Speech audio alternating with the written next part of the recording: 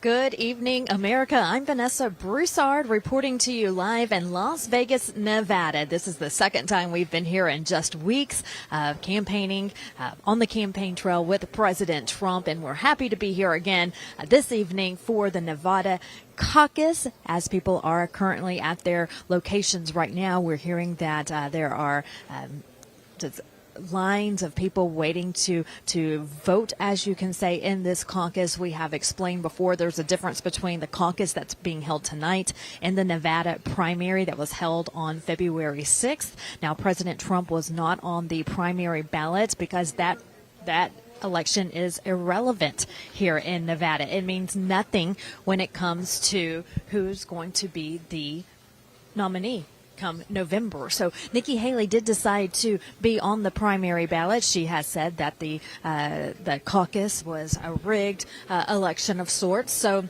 she decided to be on the primary ballot on February 6th, and she lost to none of these candidates. So when people went to vote here in Nevada for that primary, they could vote for Nikki Haley. There was a list of several other candidates, and then there was a box that you could check that said none of these candidates. None of these candidates won with over 60% of the vote. So Nikki Haley still did not win in the primary, even though Donald Trump was not on the ballot. So here we are, caucus night in Nevada, and Nikki Haley is not on the ballot. So we're expecting a landslide win for President Trump tonight. If you can see behind me, not sure if you can, they're already celebrating here. The Trump campaign is the Trump team, as President Trump has won the U.S. Virgin Islands today, coming in with 4 delegates that have been awarded to him from the U.S. Virgin Islands. So that was the first win of the night coming from the U.S. Virgin Islands, and now we are waiting for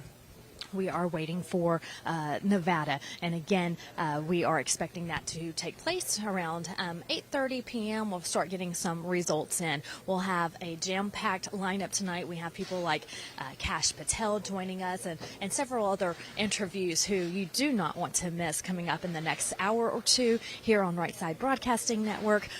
Brian Glenn of Right Side. He is with the Trump team right now. He'll be joining me momentarily as well. So we'll talk about all of the breaking news that has gone on just today alone, coming up in the next couple of hours. And of course, at the end of the night, after these results come in, we'll hear from President Trump, who will take the stage behind me, and he will address the nation about what this win means to him as he looks to South Carolina, which is next, and that's where Nikki Haley, that's her home state. So we'll see what happens in the coming days and coming weeks as we head into Super Tuesday as well, where several states head to the polls. So the next few weeks will be crucial. We'll talk about why we believe what others are saying, experts are saying about what they believe and why they believe Nikki Haley is even still in the race as she continues to lose in several states. So that's all coming up here on Right Side Broadcasting Network here coming up in the next couple of hours. Now, in the meantime, we have had some breaking news today. I'm going to start with what has come down in the last couple of hours, maybe in the last hour or so. We have heard that special counsel Robert Hur will not prosecute President Joe Biden when it comes to the classified documents that were found in his garage. Remember, they were found in his garage next to a lamp and next to that Corvette that sat there that he drove all the time. Hunter Biden was in and out of that garage daily with his friends and family members. And Joe Biden claims he did not know that those documents were even there. Well, the special prosecutor today came down with that breaking news saying that he will not prosecute the president due to what he calls, quote, poor memory. He's claiming that the old age of President Biden, his incompetence and his memory. But that's a lose-lose situation when it comes to the not prosecuting Joe Biden. Here's why I believe that's a lose-lose situation, because even though he will not be prosecuted, this special counsel is saying that he has poor memory. He is incompetent in his memory. So if that's the case, then how can he still run a country? Right? So you're claiming, the special prosecutor is claiming that the president of the United States is in poor memory. His age is a factor. But then on the flip side, how can he run a country? So moments after that announcement came in that the president would not be prosecuted, President Biden addressed the nation. The Biden administration sent out an alert for 45 minutes. We waited for President Biden to take the stand and address the nation. They didn't tell us why he was addressing the nation. We could only assume it had something to do with the special prosecutor and his announcement that came in today. And we saw a fiery, almost very angry President Biden at the podium. I was watching before I came down here to the ballroom at Treasure Island, where Trump's watch party will be held tonight. And so I was watching the news and watching the live coverage, and he was very angry at the media and for the people who accuse him of having a poor memory. Just giving you a few quotes here. He says, quote, "I'm the most qualified person in the country to be president of the United States," and also, quote, "my memory is fine." Well, he does say to the reporters very angrily that my memory is fine, but we'll let you decide for yourself. Take a look at this first clip that we have to play for you, where he gets confused between Mexico and Gaza. Take a listen. As you know, that the conduct of the response in Gaza, in the Gaza Strip, has been over the top. I think that, as you know, initially the president of Mexico, Sisi, did not want to open up the gate to allow humanitarian material to get in. I talked to him. I convinced him to open the gate. I talked to Bibi to open the gate on the Israeli side. I've been pushing really hard to get humanitarian assistance into Gaza. There are a lot of innocent people who are starving, a lot of innocent people who are in trouble and dying, and it's got to stop. And that wasn't the only time that President Biden seemed confused during his address to the nation. He also talked about his son's passing, and he said that he gets angry when people claim that he doesn't remember the day that his son passed. Well, he also showed a rosary around his wrist that he wears daily since his son has passed, and said that my son gave me this from Our Lady of, and then stopped because he couldn't remember where his son bought the rosary from. And so there were different signs throughout this speech where it showed a very poor memory, as we've been seeing in recent days, of President Biden. And again, even today mentioned that as president, he has support from red states and green states.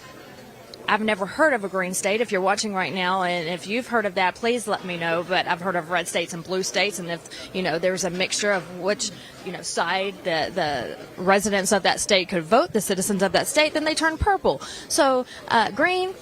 That's the first I've heard of that. So again, we're seeing a mixture of thoughts, the thought process of Joe Biden, the special counsel even saying that today, that he has a poor memory, and again, getting very angry at the reporters. We have a clip for that as well. Take a listen.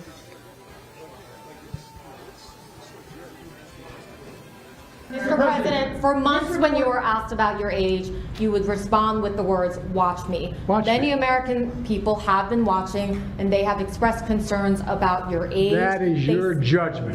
That is your judgment. That is not the judgment of the press. They express concerns about your mental acuity. They say that you are too old. Mr. President, in December, you told me that you believe there are many other Democrats who could defeat Donald Trump. So why does it have to be you now? What is your answer to that question? Because I'm the most qualified person in this country to be president of the United States and finish the job I started. Joe Biden also saying that this case of the classified documents in his garage is much different than the classified documents case from Mar-a-Lago, saying, quote, that Mar-a-Lago is a public place. Mar-a-Lago is not a public place. Mar-a-Lago is a residency of President Trump, of his family, and it is a private home. So again, he was wrong there, and very forgetful in his talk to the nation today. So again, a lot unfolding there. We do have more breaking news for you, and we'll talk more about this classified documents case with Brian Glenn, who is standing by to join me here tonight. But in the meantime, I want to thank our sponsors, Birch Gold Group. You cannot go wrong with the Birch Gold Group. If you're looking to invest for the future, if you're looking to save on your IRA, your 401k, text the word Trump to 989898. Again, that's Trump to 989898. The Birch Gold Group will send you a free information kit, and they will also have someone call you and come up with a plan that's great for you. So give them a text message right now. It's very easy to do. Trump 989898. Invest in gold. That's the way to go. That's what people are doing. The Birch Gold Group has a A+ rating, that is, with the Better Business Bureau. So give them a text right now. Text the word Trump to 989898. I'm going to bring Brian Glenn on with us to speak to us, and I just want to let the studio know that I'm hearing a bad echo in my ear, and I want to clear that up right now because I know we have a long night, and if they can fix that for me, that would be great. It's fixed. Thank you. Brian, good to see you. How's it going? It is awesome. We were planning to do something a little extra tonight, and I think those plans got kind of rearranged, but we're glad to be here. And, it's exciting to be here in Las Vegas to begin with, but it's also exciting to be here in Las Vegas on caucus night, which is a wonderful time. And, of course, this great state has been behind President Trump, and the poll numbers are ridiculously high. And I heard you talking about earlier, President Biden having that press conference, and it's sounding really getting peppered by the media, pressing him on his memory, his age, and we've got a lot to unpack there. But that I was thinking whenever they announced that President Biden was going to be live, my initial thought was he's going to withdraw from being the candidate. That was my first thought on that, and wishful thinking on that, of course. But it doesn't surprise me that this is what he chose to come out and address the American people. Because when you think about this for a second, it has been bad news story, one after another, and you have something like this go down. His press team probably said, "You have got to come out and address the media and not make a statement and walk away. You need to take questions from reporters, which he did, which it was nice to see him do that. He normally does not do that. You saw him at times get angry. You saw him at times get frustrated. And I think that's something that we're used to seeing when Joe Biden eventually gets pressured by the media. Very interesting night, and of course I'm looking forward to hearing from President Trump tonight after the polls close. I think they close here at 7:30 local time, so 10:30 back on the East Coast. So it's kind of going to be a little bit of a late night for our viewers that are, east of Texas, I guess you could say, but great night to be here in the great state of Nevada. It is a great night. And Brian, I'm hearing that the lines are long at the caucus locations, which is always great to see. People have been waiting for this day in Nevada for a very long time. And so they're here tonight. They're ready to caucus, and they're ready to pull in a landslide victory. And the President Trump's team is expecting that as well. I mentioned earlier we already have a win from the U.S. Virgin Islands, which is an interesting situation there because they do have a say in who's going to be the nominee, but they don't vote in the actual election in the U.S. Virgin Islands. So that's kind of interesting there. It is interesting, and I was talking to some colleagues here about that, is you do have a representative in Congress, which is nice. So they're able to engage in policy discussions. They're able to engage in what the conference is trying to put on the floor. You just don't have a vote. You just don't vote on anything, but you are engaged in that. And it's nice to see that the U.S. Virgin Islands is behind President Trump. It's a good. I mean, I don't know why you wouldn't.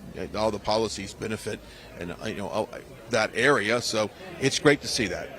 Really is. And so again, we're here in Nevada where we're waiting on people to caucus. President Trump has landed in Las Vegas. He is here, his team excited. I've been watching. We just left Trump Hotel there, and the energy around Trump Hotel right now is really something that you don't see with anyone else. They know he's there. The lobby has people. They're gathered.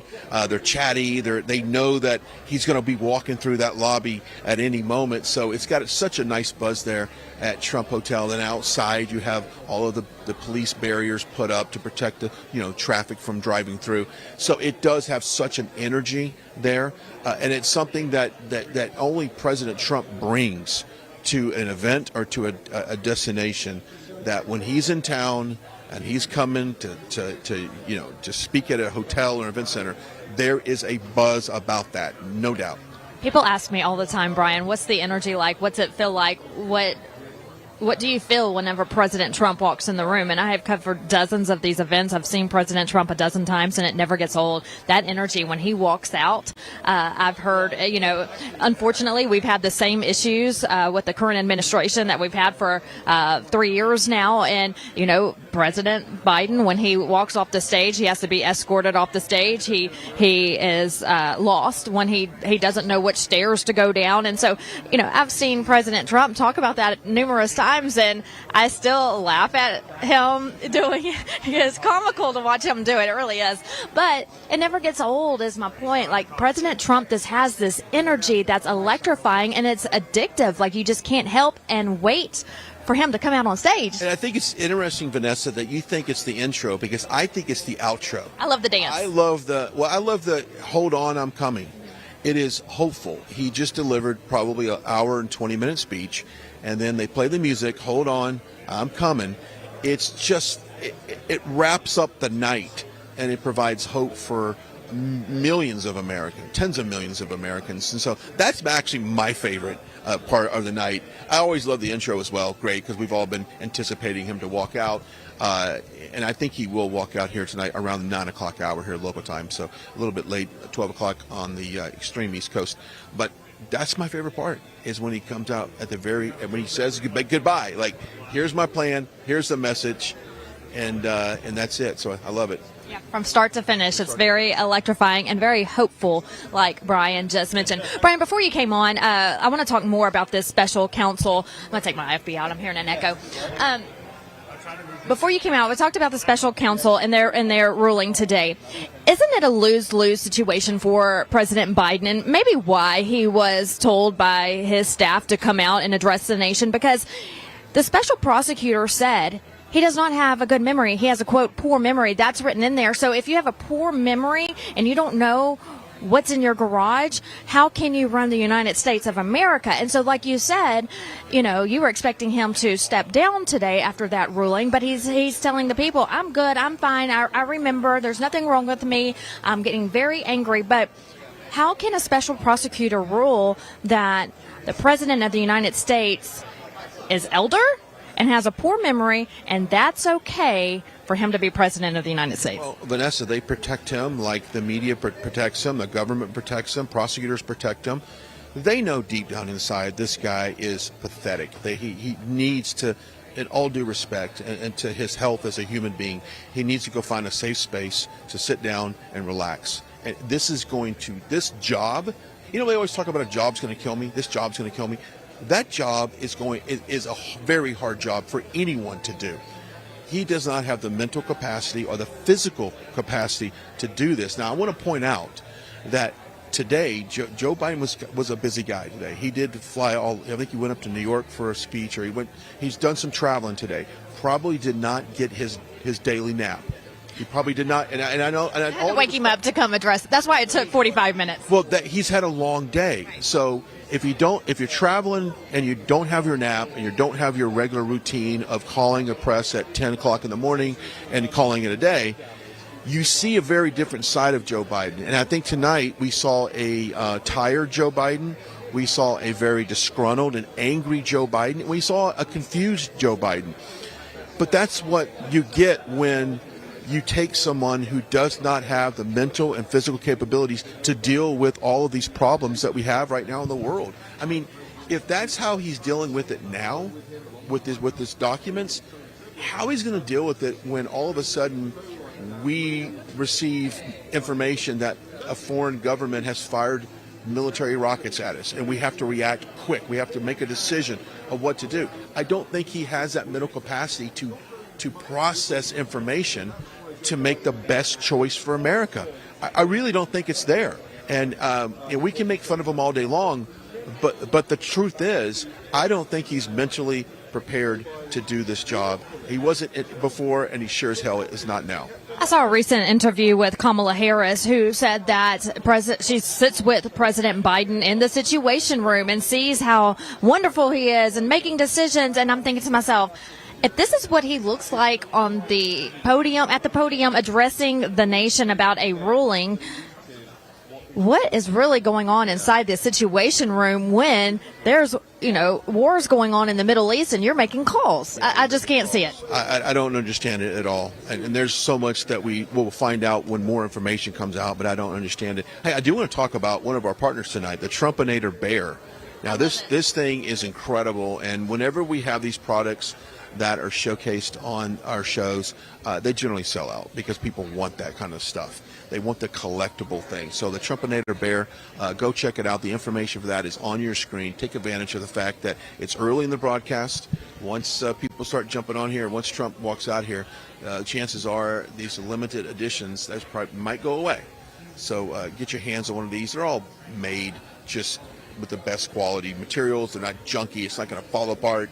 I always say put one in your car, your office, your home, your studio. Give it to your kids in there. Have it put it in your room at school. Put it in your classroom. But go check it out, the Trumpinator Bear. Just a great product and great partner for tonight's broadcast. Yes, I think we have a couple of those at my mom's house, and I have some friends who have them.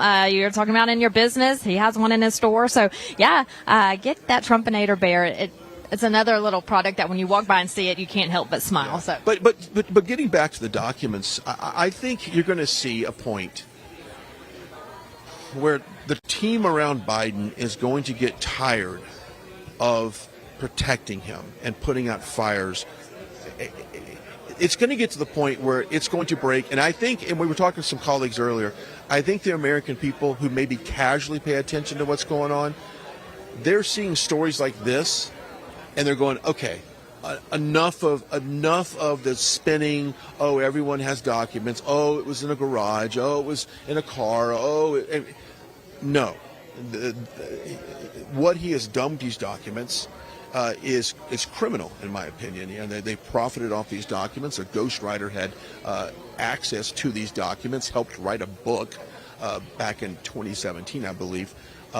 So there's a situation where, did Trump write a book? Did Trump use those documents for his personal gain? So we're going to find out a lot about that. But we are live here in Las Vegas. Vanessa Broussard, Brian Glenn with you here. We anticipate once the polls close at 7:30 here local time, we're going to go ahead and probably have a little bit more results come in. But until then, we'll take a quick commercial timeout as we're live here in Las Vegas. Stay with us. Welcome to the Right Side Broadcasting Network. We're not like the other media outlets out there that cut and edit what other people say. In 2015, we were created by our founder, Joe Seals, to cover President Donald J. Trump's speeches and rallies, to which we continue to do to this day. We've also covered important conservative events like CPAC, TPUSA, March for Life, and many other important events and hearings around the country. We were made for people like you, everyday Americans who are tired of the mainstream media, who are tired of being lied to, manipulated, and fed an agenda. Our goal here at Right Side Broadcasting is to allow you to see the truth, giving our correspondents and commentators a wide latitude to speak their minds. You won't find anything like this in the mainstream media. Your support through your donations, locals, and supporting our advertisers allows us to continue to cover important events around the country each and every day. So, from us here at Right Side Broadcasting, thank you for supporting us and the right side of history. Hello, I'm Mike Lindell, and I'm here to tell you about my new product from MyPillow, towels that actually work. Watch this absorbency test. Here's another towel that we randomly went out and bought. Here's one of my towels with the nice design. I don't know if you can see this, but you could line a swimming pool with this. I mean, this is crazy. Get rid of it. Towels that actually work. What a concept. I'm interrupting this commercial to let you know you can get our 6-piece My Towels, regular $69.98, now only $29.98. Or you can save 25% on our brand new kitchen towels, made with the same technology as our famous My Towels. Also, we have bath sheets, bath towels, washcloths, hand towels, and so much more. And the best part, with your promo code, your entire order ships absolutely free. So go to mypillow.com or call the number on your screen. Use that promo code to get deep discounts on all My Towels. And for a limited time, your order ships absolutely free. What's up, guys? My name is Jaden Hurd, and I have a Christian show called Let It Be Heard, where we analyze culture and current events from a biblical perspective. I highly recommend you guys check us out. We now have episodes every Monday, Wednesday, and Friday. And basically, what happens is we react to videos, we have talking points, we have on guests, and it's very exciting. Come check us out on Rumble and the RSBN channel. God bless you guys.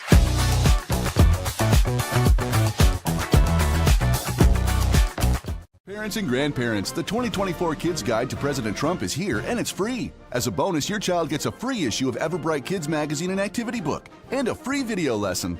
Order now at freetrumpbook.com. That's freetrumpbook.com.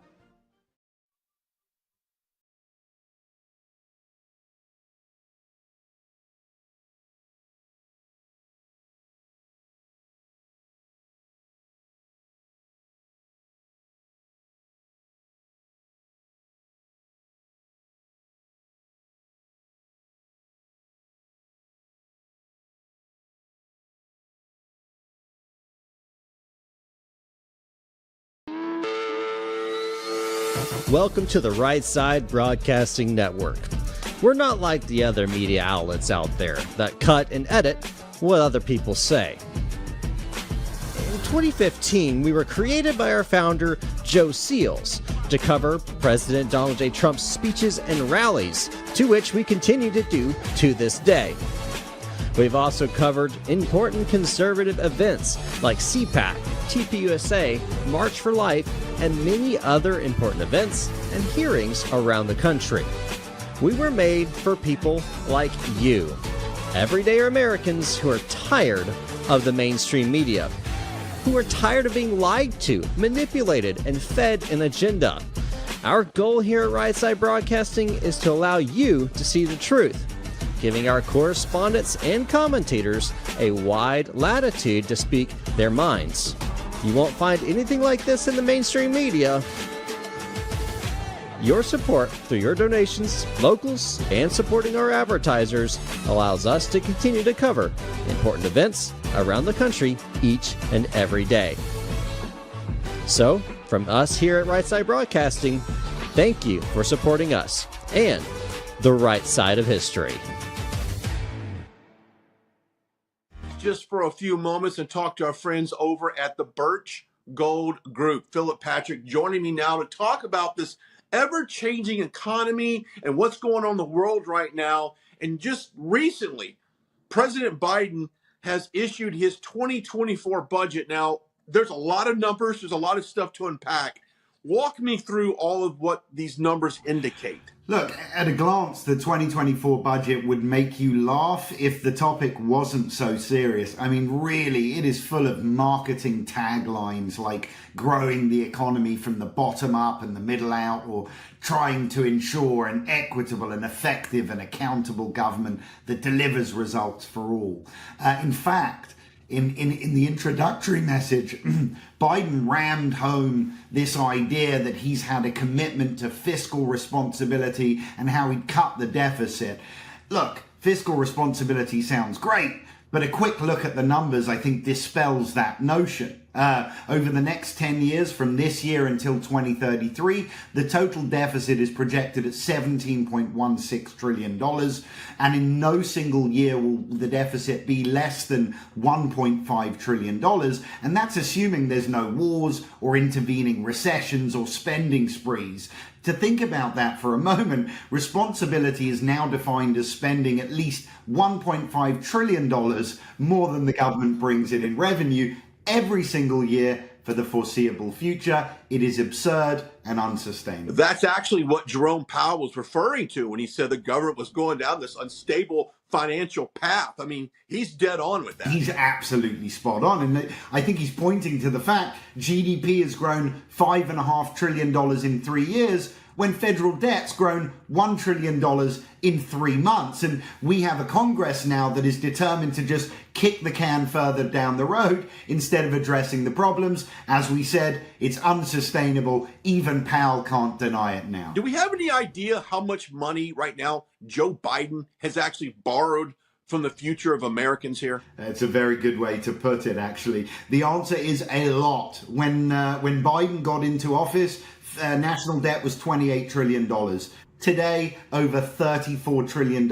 That's a 21% increase in a matter of years. And for a little bit of context on that, $6 trillion is an almost unimaginable amount of money. For some context again, that's 20% more than we spent, adjusted for inflation, fighting World War II. That is, by itself, 2 Germany's worth of debt in 3 years. $6 trillion would be the 3rd highest national debt for any nation in the world today. That is what this guy has done in just 3 years. It's incredible. And you look at, is he adjusting the budget to allow for this, for the shortfall? I mean, what is he doing, and what does Congress need to do? Listen, the answer is he is doing very little. Nearly all politicians and Americans believe that the nation's fiscal problems stem from a lack of revenue. In other words, not taking enough from other people. The Biden budget claims that wealthy corporations and individuals are not paying enough taxes. So the solution, of course, let's just tax everyone more. But the problem is this. By Biden's own numbers, that only brings out about $120 billion in revenue. Furthermore, the 10-year deficit projections include these tax increases. And that accounts for about $6.6 trillion deficit reduction over the next decade. In other words, the other 93% of the money presumably will be borrowed. In other words, he doesn't address the shortfall at all. Let's just let the next guys deal with my problem. That's the mindset. Yeah, that's a horrible mindset. Philip Patrick joining us here from the Birch Gold Group. Now, this is where we drill it down to the average American, Philip, and how they can really survive the financial crisis that is inevitable that we have in this country. And we've talked about our friends over at the Birch Gold Group for months now. We've got thousands of our viewers have taken advantage of a lot of the specials you guys have. But let's get serious for a moment. I mean, what can they do to ensure that they don't get tangled up in this cobweb of tragedy that's ahead, and they can secure their financial future and what they've built already? Look, first and foremost, we've got to stop Bidenomics, right? So everyone needs to go out there. They need to vote. We need a change in 2024. Otherwise, we may be at the point of no return. But until then, and I think 2024 is going to be a very tough job for whoever takes it. But before then, we need to look at how we can protect our futures for ourselves, our families, and those around us. And that's what we at Birch Gold Group specialize in. Precious metals in climates like this, they work very well to protect against the realities of a Biden economy. Things like inflation, corrections in the economy, dollar devaluation. We have a world now running away from the dollar. These things all drive gold and silver up. So it works as a very effective hedge against the problems we have, and like I said, the realities of Bidenomics. So I would encourage everyone to get educated, start reading. I think it's very simple. We got to text Trump to 989898. We'll give a free information kit to the viewers. Get educated, and once you see the problems, the solutions will present themselves. Philip Patrick joining us as we take a break from our programming to talk about this serious issue here. A lot of stuff going on in Congress, a lot of stuff going on in this country right now. But I've always said this, Philip, there's nothing funny about your money, and you've got to make sure it's secure. We've all worked way too hard to let these rascals in D.C. just swindle your money away. So I do encourage our viewers to reach out while you have a chance. All you do is text Trump to 989898. Super easy. They'll get the information over to you free, so someone can make their best judgment there. But Philip Patrick, always a pleasure joining us here. You're a gift to this country. You're a gift to this programming to bring these types of straight facts to our viewers, and we certainly appreciate it. Thank you, Brian. The honor is mine. Thank you, Philip Patrick, the Birch Gold Group. All right, we are back here live at Treasure Island here in Las Vegas, right off the Las Vegas Strip. Now it is buzzing outside on the Strip, but guess what? It's also buzzing around the caucus locations here in this great state because people are going out to the polls right now. Yes, they've been waiting for this day for 3 years. They're excited. They're ready. And if February 6th, just 2 days ago, gives you any indication of what tonight's going to be like, there's going to be a record number of people turning out to vote. Here's why. Because Nevada has 2 elections. They have a primary and they have a caucus. The primary was on February 6th, just 2 days ago. The caucus is tonight. Now, we have explained this, but for those of you who are just joining us, the primary is irrelevant. It means nothing. You earn no delegates from the outcome of that vote. But the caucus is where it's at. That's where you earn those 26 delegates from the state of Nevada. So President Trump was not on the primary. It's irrelevant. He had no reason to be, correct? Yeah. Nikki Haley was. And Nikki Haley's not in the caucus. Correct. Which is interesting. Which is interesting because she knows she's going to get beat. That's the thing. And so here's what the mainstream media can take away from this. If Nikki Haley is in the primary and she wins the primary, which, by the way, none of the candidates, that option actually got the most votes, so she didn't necessarily win the primary. But in her world, in a perfect world, she would have won the primary, and the media would have took that narrative, Vanessa, and would have ran with it. But the actual delegates that you get comes from the caucus, right? And looking at the polling here in this state, she had virtually no chance of winning. Mm-hmm. So in a way, if she's looking to control the narrative, mm-hmm. it was a smart decision to do the primary. Unfortunately for her, she ended up not even winning that. Right, and that's very embarrassing. Which is very embarrassing. Yes. So Trump will dominate tonight. There's absolutely no doubt. And, there's just no doubt about that. The only other person on the candidate is someone that who has been on the campaign trail. I've actually seen him at different events throughout the country. His name is Ryan Binkley. He is a pastor from the state of Texas, and he usually is polling at 0% if he even shows up on the polls at all. Has never made it to the debate stage, and so he's the only other candidate on the caucus ballot tonight. So it's him against Trump. So we'll see what happens. Hey, what's interesting is I don't see any media on this guy, and I don't see him making the rounds to the media. So if he is that committed to staying in the race, and I can only admire his tenacity to do this, and whether or not he has the, obviously clearly he doesn't have the voter support on this, but he is getting the financing for whatever reason to continue this campaign. I don't necessarily see any ads on him. I may see a sign, in a couple yard signs out, but there's really no mass marketing for this guy. So I just really got to ask why. Like, is this? Do you not have anything better to do than to do this? But I will say this though, I don't think he's attacking President Trump. At least I have not. Maybe he is, and maybe I'm wrong on this, but I have not seen any attack ads for him. I guess you got to respect that. I don't know. I don't know. There's got to be a method to his determination in this race, and again, it may be because the fundraising. It may be because he wants a future in politics, and he's trying to get his name out there. He may want to be on a cabinet under the Trump administration. We just don't know. There is a reason he's staying in the race. I don't know if you're coming in at 0%. You've never made it to the debate stage. You haven't been on any advertising on TV, on the radio that we've seen. I haven't seen any yard signs.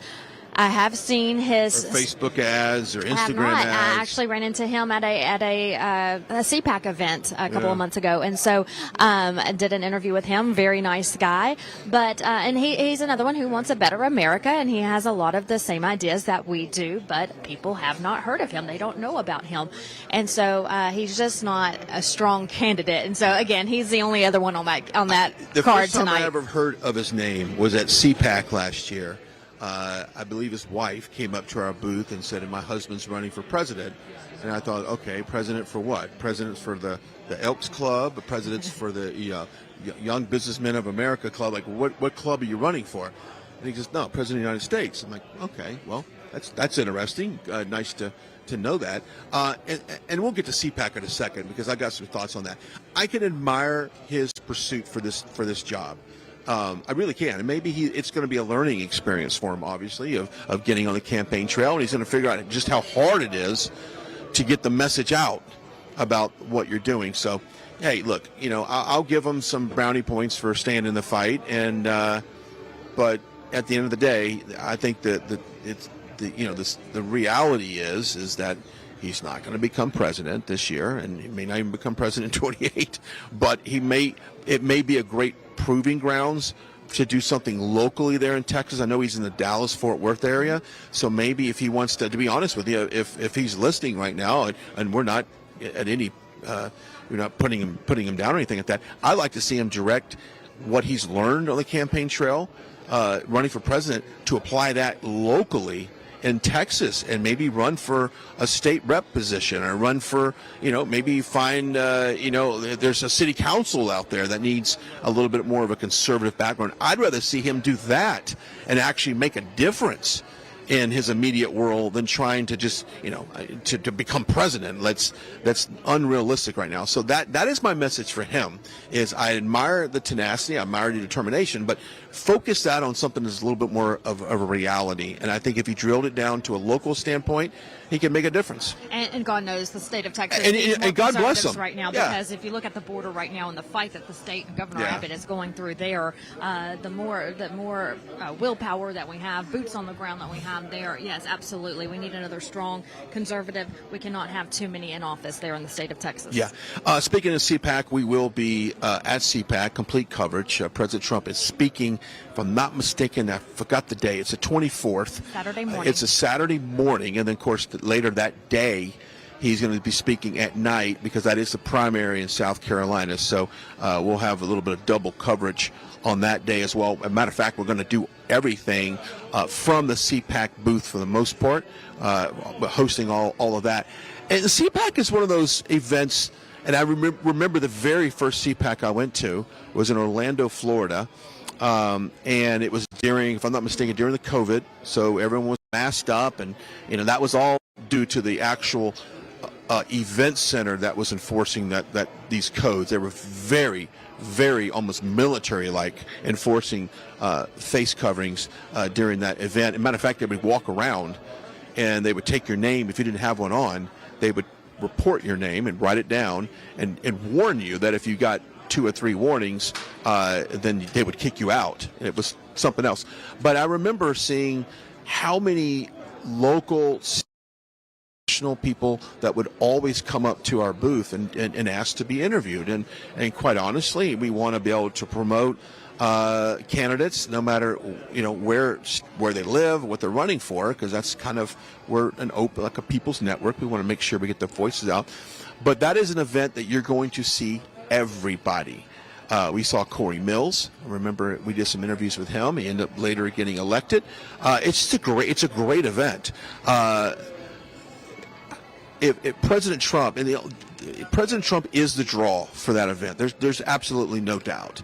Not that we don't have other speakers planned to speak, but President Trump is the draw to CPAC.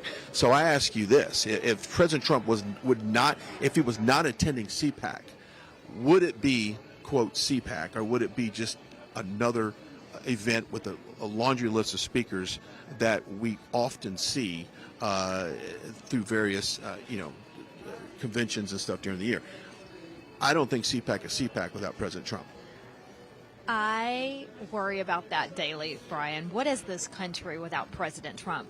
President Trump has transformed the Republican Party in so many different ways. He has brought a new energy. He has brought a new liking into politics, into people who, yes, they cared for our country, but they were the silent majority. They sat at home. They went to work for their family, and they cooked dinner at night, watched a movie, and went to bed and did it all over again the very next day. But now people are involved, and it's all because of President Trump awakening that sleeping giant, saying, we've got to make a move here. We've got all of this corruption going on. We have a country to save. This is what's happening. I'm going to expose everybody. And he has, which is why they're attacking him.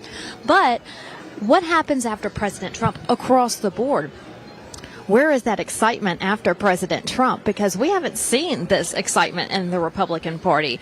This is a historic movement, never been seen before. But yes, CPAC, I enjoy going to CPAC. This is where everyone in the Republican Party can converge.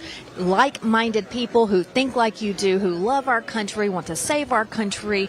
We're doing it for ourselves, but also our kids and future generations. And it's just people who love America. And it's wonderful to be in this huge event center hotel of sorts around thousands of people who love this country. But you're absolutely right. The main draw, I believe, is President Trump, but that's everywhere. Yeah, and we like to be a part of that because we do like to provide a platform for people that want to run. And you get people that are, pitching a book, they got a new book out, or whatever the case would be, and you just can't interview everybody. And sometimes when you tell people, I'm sorry, we don't have the airtime for your segment, I'm sorry, like, people sometimes get bent out of shape for that, right. But I'm sorry, we can't interview everyone at CPAC, or we wouldn't have time to air President Trump's speech or anybody else great that steps up to that event. But anyway. But there's a lot of different organizations there as well who are doing great things for the country. And it wasn't until I went to CPAC that I learned about these organizations. You have Moms for America, Moms for Liberty. You had Run Gen Z.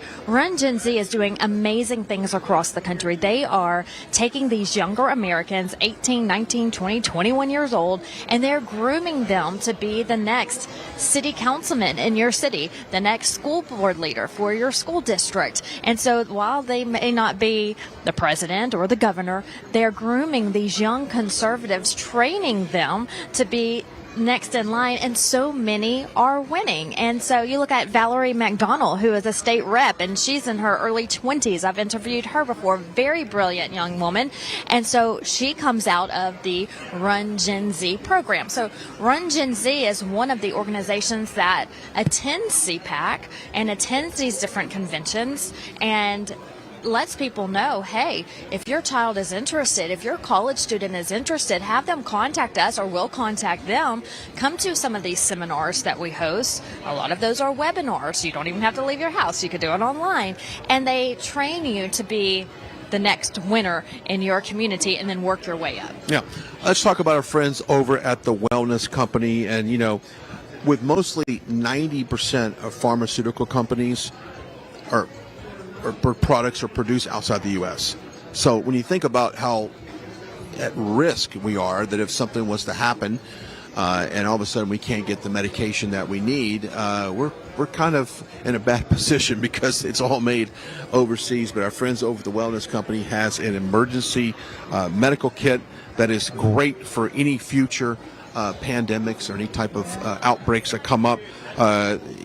Since COVID, kind of we rely on a lot of medications to treat that. This has got it all right there ready for you. And the information for that is on your screen. Take advantage of this Wellness Medical Emergency Kit. I've said this before, out of all the products we sell, yes, we have these cute little bear trumpinators. We have all of this stuff. We got our friends at Birch Gold. But we also have stuff that can keep you healthy, safe, and alive. And that's exactly what this emergency medical kit does. So I urge you to put one in your car, your office, your work, your home. Give it to your neighbor, give it to your grandmother, give it to your mom, and make sure that when an emergency happens, that you are prepared. So check it out there, makecaregreatagain.com, makecaregreatagain.com. Dr. Peter McCullough worked for President Trump whenever he was in the White House. He's the brains behind this medical kit, this emergency kit, along with some of his fellow doctors, and they came up with this to help Americans in case there's another pandemic of sorts. God, I hope not, but we just never know. And it is election year. We know that anything can happen, and for the future years as well. But get yourself one today. I have mine at home. Just came in a couple of weeks ago. I sat on Google, Brian, and Googled every medicine, and it's a wide array of different medicines that treat different sicknesses. So you're taken care of if you have that medical emergency kit. So make sure you get one today. Make sure you get one today. Okay, we're live here in Las Vegas. If you're wondering, hey, why isn't anybody behind you? Because they don't open the doors here until 8 p.m. here local time. So the caucus ends at 7:30. They're going to open the doors at 8. People are going to come in. If I'm guessing, and we've done a couple thousand of these events, it seems like, it's going to take about an hour to probably process everyone in the door here. And then, of course, around 9 o'clock, maybe when we get some results that come in, we know what the results are going to be, but how large of a victory, we'll find out. I think that's when we're going to see President Trump take the stage and deliver some remarks. Now, earlier, President Trump, and we'll talk about the Supreme Court hearing that we had today, President Trump made a few comments to the media outside of Mar-a-Lago, one of the entrances when you pull in to the breezeway there. He stepped outside to talk to some reporters about his thoughts on the Supreme Court hearing and his thoughts on what's going on in this country. I think we have some video for that, if I'm not mistaken. We can cue that up. But this is what happened earlier today down there in Florida. Let's go ahead and toss to that.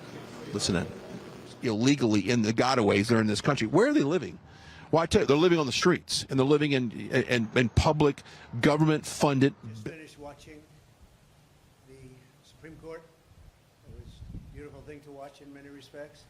It's unfortunate that we have to go through a thing like that. I consider it to be more election interference by the Democrats. That's what they're doing. The good news is we're leading virtually every poll. We're leading I don't even know if we have anymore. I'm not sure that we even have a Republican candidate, somebody running, but not making any impact. So as you know, we won Iowa, we won New Hampshire in records, and each won a record. We think we're going to do very well. I'm heading out right now to Nevada for the caucus and the caucuses, and I think we're going to do very well there. All polls indicate we're in the 90s, maybe more than the 90s. We certainly did well in a primary that didn't matter, where they voted very nicely. And we have tremendous support from the people of our country. They hate what's happening at the border. They hate what's happening just generally. We're not a respected country anymore. We're laughed at all over the world. They're laughing at us. And they hate what's happening. They hate seeing it. They love our country. They want it to come back. And we're going to do that. If you think about it, had the results of the election been different, that would be nice. You wouldn't have the Ukrainian situation with Russia. You would not have had an attack on Israel, which was so horrible. You would not have had inflation. You wouldn't have China talking about Taiwan. You wouldn't have any of the problems that we have today.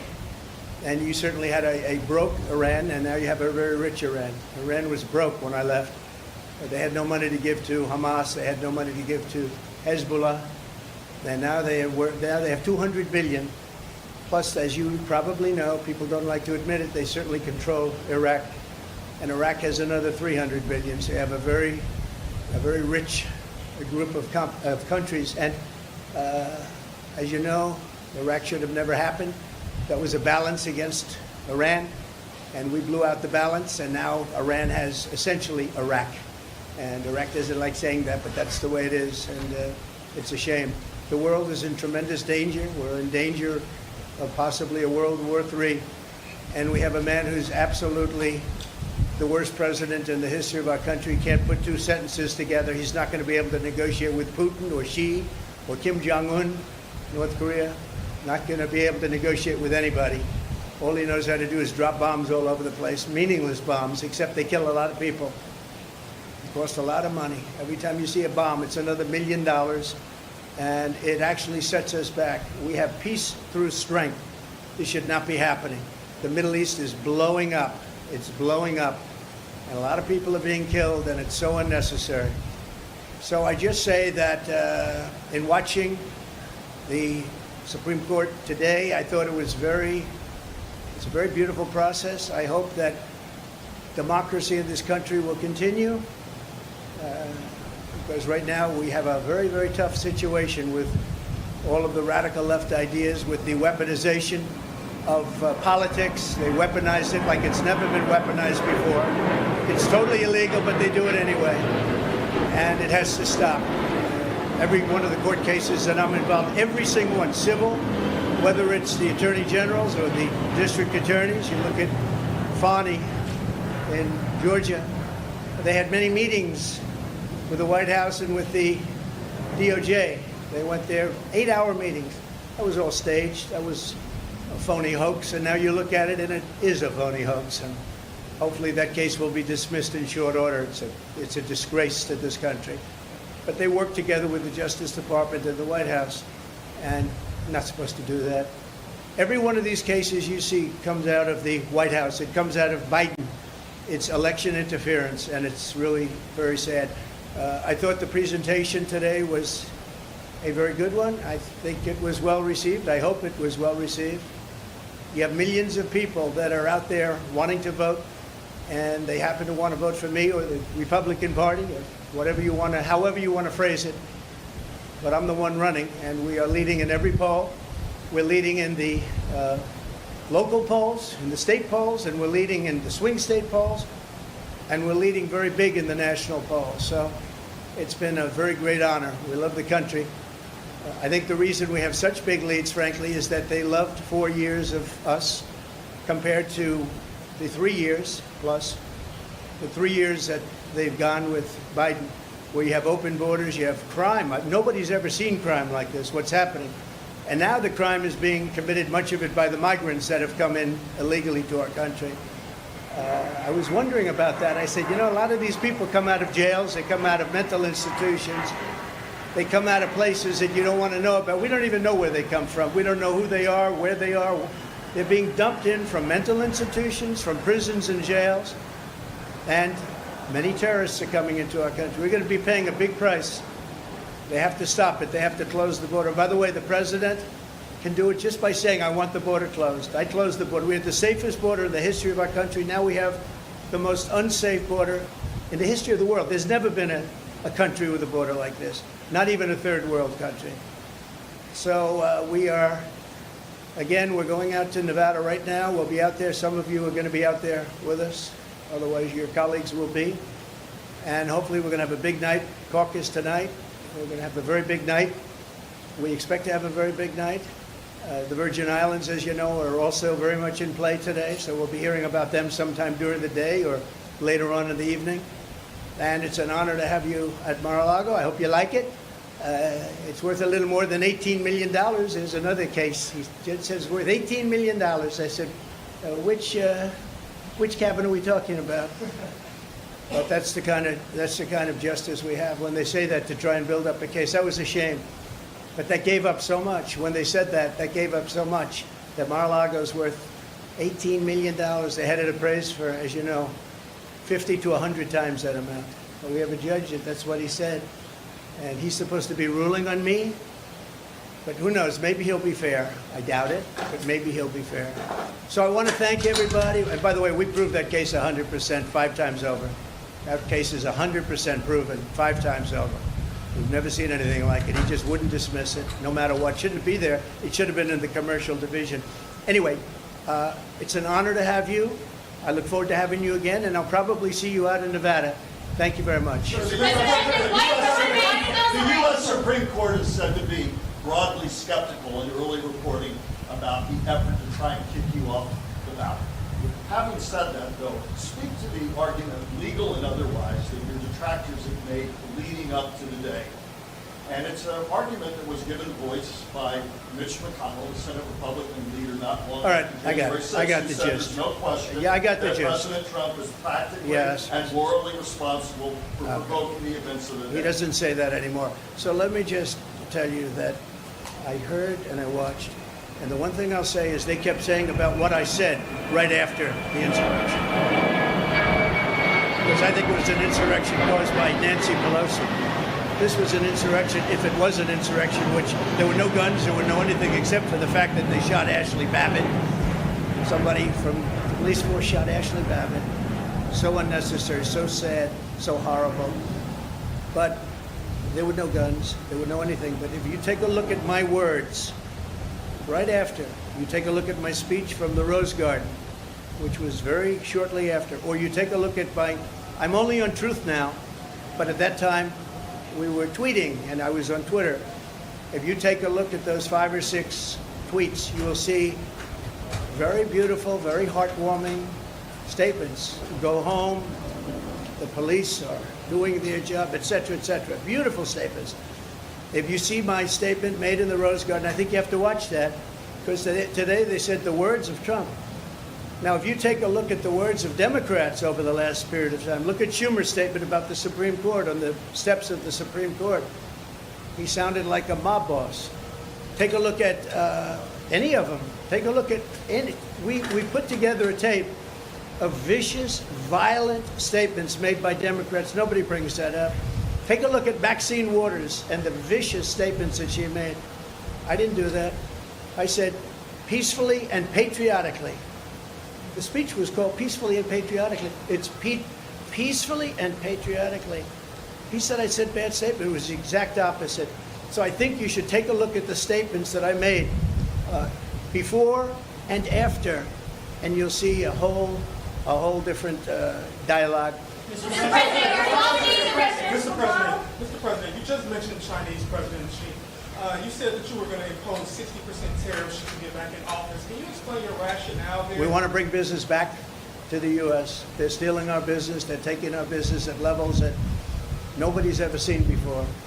By doing that, we bring business back, manufacturing back to the United States, which I was doing. I took in hundreds of billions of dollars from China. No president had ever taken in 10 cents, not 10 cents. I took in hundreds of billions of dollars, and jobs were coming back. I was saving steel companies. Now they're blowing it. When I see U.S. steel being bought by Japan, what a sad thing that is to me. What a sad thing that is. So we want to bring jobs back. Very simple. Thank you. Mr.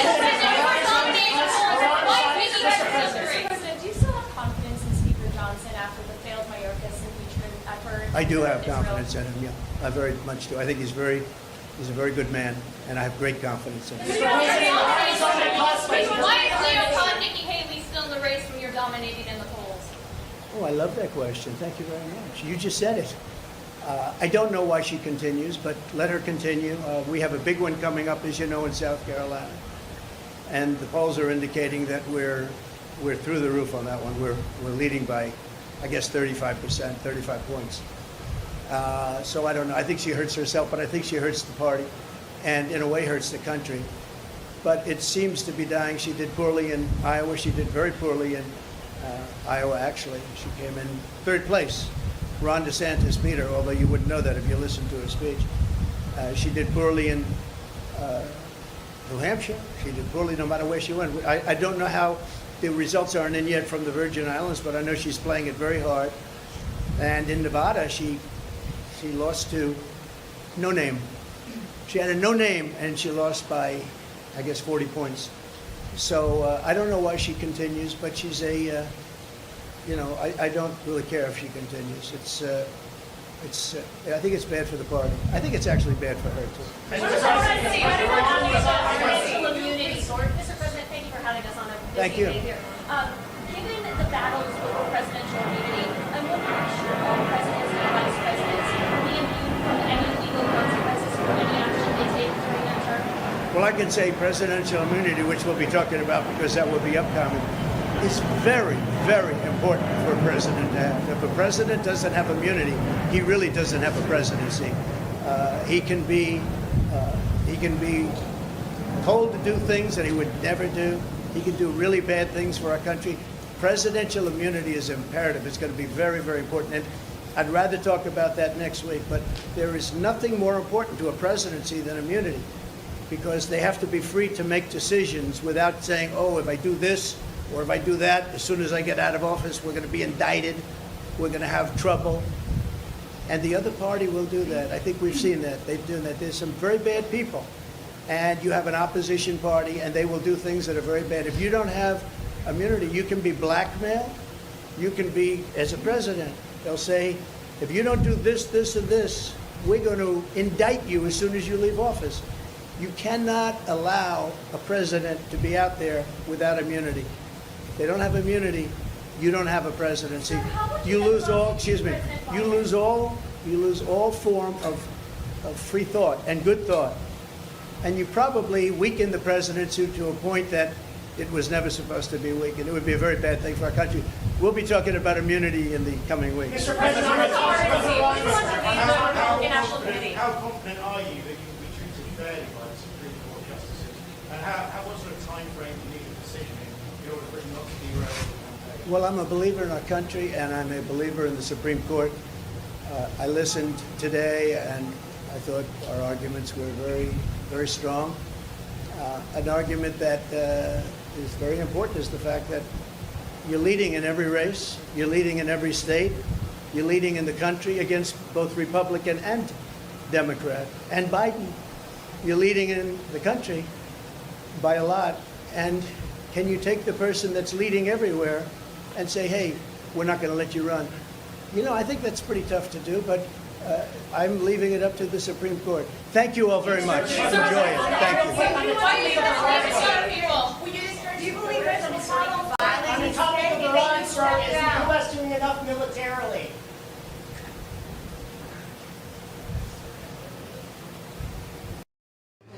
You know, the president really laying out his thoughts on what is happening in the Supreme Court and really kind of recaps everything we've talked about of why the American people are so angry and why they don't trust the media to a certain extent. They don't, the border problems have been 100% on Biden and his administration. And so he's just kind of reiterating what we talk about every day. We'll get to the impact that this could have on Colorado here in a second, but I do want to talk about our friends over at Tax Network USA. Now, the IRS is hiring 20,000 plus agents to basically ramp up their efforts to do more investigations on people. So our friends over at Tax Network USA want to help you. It doesn't matter if you haven't filed taxes in a year, 2 years, 10 years, or Vanessa, if you owe $1,000 or $10,000 or $100,000, they can help you lower your overall tax bill. Right, and they're experts at this. They have thousands of satisfied customers. You're getting your forms in right now, your W-2 forms, your W-4 forms. If you need help with that, contact Tax Network USA. The information is on your screen. They have experts standing by waiting to help you. But again, they have helped millions of people, and they are excited to help you in this upcoming tax season as well. Yeah, go check it out. The information for that is on your screen. There's nothing more stressful than knowing that the IRS can come knock on your door and audit you, your business, disrupt your family. So put that to bed, contact these guys, and sleep better at night knowing that you pay less or might not pay anything at all because they have the ability to do that. Yes, and they are also certified in every single state, so it doesn't matter where you live. They can definitely help you out. Yeah. All right, so I'm just getting reports that 0% of the polls are reporting right now, 0% for that. So as we get more of that in, we will let you guys know. Wait, do we have Kash Patel on with us right now? Okay, we're going to go there. Okay, I'm going to make sure he's on standby. So let's talk about the implications of Colorado if indeed this would happen. And if you look at what President Trump typically does on a ballot, Vanessa, is he likes to drag a lot of people across the finish line. People that are down ballot, that are Republican, people will go to the polls, they will vote for President Trump, and then typically will go down ballot and pull all the other, maybe not as high profile elections as you would think, but that's what they do. President Trump pulls people to the polls and he puts people across the finish line. So in Colorado, if in fact they were able to get Trump off the ballot, Vanessa, that is going to hurt every Republican in the state of Colorado. Right. This is going to have a domino effect. If they rule against President Trump in the Supreme Court, this will have a domino effect not only across the nation, but like you've been mentioning, across the state lines as well. So you know those candidates are watching closely because they are depending on President Trump to bring in the conservatives by the droves on Election Day. So we'll just have to wait and see what happens. And hopefully the Supreme Court, they follow the 14th Amendment and rule on the law of the land and not on political affiliation. Yeah, it's really one of these situations that, you know, I'll give you a great example. In the state of Arizona, when Carrie Lake ran for governor, it was really interesting because every Republican on that ticket, one in particular, I think she was the fifth race down ballot. I think it was in finance or something, or treasury. She actually had more votes than Carrie Lake did at the top of the ballot running for governor. I don't know how that happens. I don't know how somebody that's running for the highest profile in that election gets less votes than someone running for a treasury department and maybe a down ballot. That was kind of the opposite that happened, and we all know they had some problems in Arizona, so that maybe kind of explains that. But if Trump is not on the ballot in Colorado, that puts a lot of seats in jeopardy. That puts a lot of state reps in jeopardy. That puts a lot of congressional people in jeopardy. You've got Lauren Boebert, who's crossed over to the state of Colorado, running in another district. Her seat opens up. Who knows what happens there, because the seat that she left was already, she barely won by 500 something votes the last time, a very slim margin. So you need those people to show up to hold that seat. And if she runs off across the state to run for a different district, and we don't have the support if President Trump's not on the ballot, those people don't show up, she doesn't win. The old seat flips to a Democrat, and I'm not so sure the seat she's running for now goes to a Republican if he's not on the ballot. Right. So again, it is going to have a trickle effect. So we have to watch closely. But to recap what happened this morning with the Supreme Court, the prosecution and the defense both gave their oral arguments. Now, this wasn't televised. You could listen to it. We aired part of that here on Right Side Broadcasting Network as we reported live from Trump Hotel here in Vegas this morning, discussing what was going on at the Supreme Court as that was unfolding. And then, of course, if you were watching, we turned it over to President Trump at Mar-a-Lago for his remarks. You just heard those remarks moments ago. So this all stems from January 6th. And it also stems from the 14th Amendment, Section 3, which states no person shall be president if engaged in an insurrection. Now, what exactly is an insurrection? Because we hear that word all the time. Well, it's a violent uprising against an authority or government. President Trump had no backing behind that. He was not involved in that. Well, the evidence is clear. It's clear. He said walk peacefully, and you can't be more clear by the word peaceful. So this is just another attempt from the left to cause election interference, to charge him, to lock him up, to keep him off the ballot, and now it's being heard at the Supreme Court. Well, it's interesting. He even said in that clip about his Twitter post being very compassionate, very heartfelt messages to basically go home. And even tried to clear all that up. Now, it's interesting because when you say the word insurrection, you go, what does that mean? It's because I know the left and the media loves to say insurrection. You can post something online and they want to instantly call you an insurrectionist. But let's get to the facts here. No one, and I mean no one, that has been arrested for January 6th, and there's been thousands of them that have put in jail that haven't even been charged with anything yet, hadn't had their day in court, but they're still sitting in jail. None of them have been charged with insurrection. That is something that no one has been charged with. That is something that President Trump has essentially not shown. Now, it's interesting. I was watching Fox News earlier when we had this break this afternoon, and they had constitutional attorneys say outright, Colorado never proved in their case that Trump incited an insurrection. They just quickly made him guilty of it without proving his case and without giving him the burden of basically to prove evidence that he didn't. They didn't give him that chance to defend himself on that. They went ahead and just slapped a stamp on it and sent it up down the road. So this term insurrectionist is something that is thrown around so much by the left, but yet no one has been charged with insurrection. You would think that everyone would have been charged with insurrection so far, the way they use that term. You and I essentially are insurrectionists if we were even there supporting or broadcasting that. We're part of the problem. So it's interesting how they've used that word so many times, but no one's been charged with insurrection. No one has been charged. And so, again, they heard those arguments today. We're waiting for them to make a ruling on that case. We don't know which way they're going to go, but if they rule against President Trump, get ready for the ride, because it's going to trickle down, not just in Colorado, but all across the country with states who are trying to keep him off the ballot. They'll just say, well, we'll just take it to the Supreme Court. They'll rule in our favor. So, again, we're hoping that the Supreme Court of the United States of America obeys the Constitution, goes by the law. Like Brian just mentioned, nobody has been charged with insurrection. The president stated, walk peacefully. He put it out on Twitter. He said it in front of the crowd, standing right there in front of them at the podium. And so the evidence is clear. But unfortunately, in Biden's America, it used to be, Brian, you're innocent until proven guilty. But when it comes to President Trump, they like for him to be guilty until he's proven innocent. Yeah. Well, here's also the deal. Some of the experts were saying they wouldn't doubt if it's an 8-1 decision. 8-1, it's that convincing.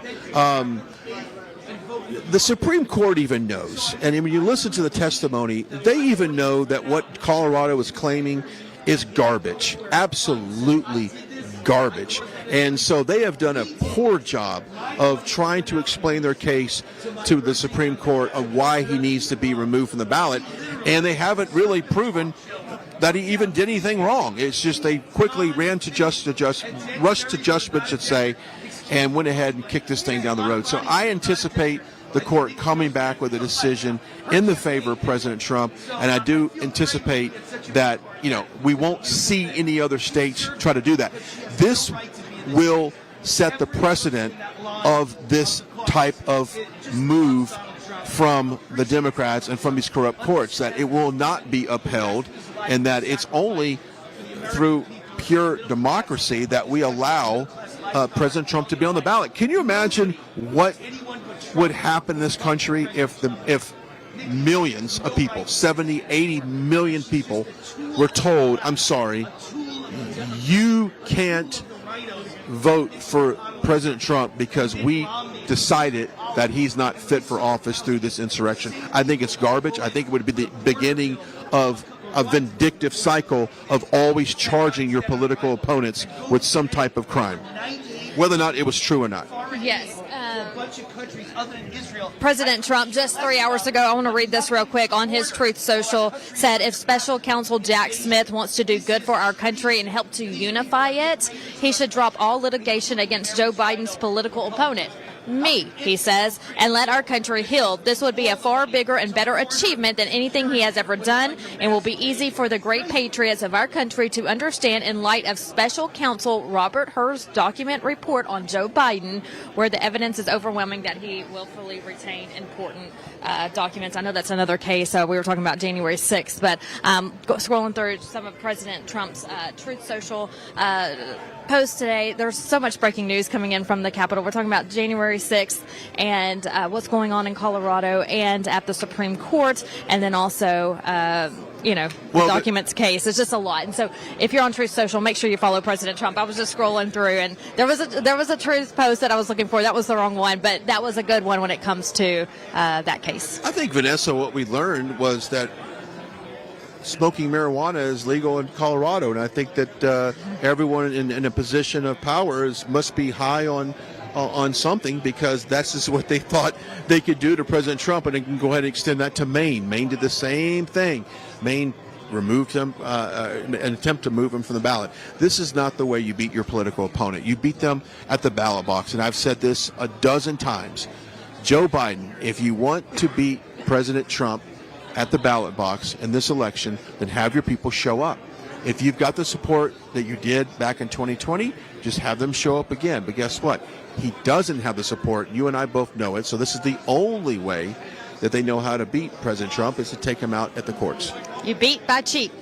Beat by cheat. That's what they do. Cheat some way, somehow. Hey, we want to talk about, I know there's a lot of rocks being thrown, a lot of stones being thrown at President Trump as he tries to win another term in the White House, but we want your children to learn about President Trump. They're not going to learn this at school, but you can teach it at home. All the great teachings start at home. So get this free Trump book.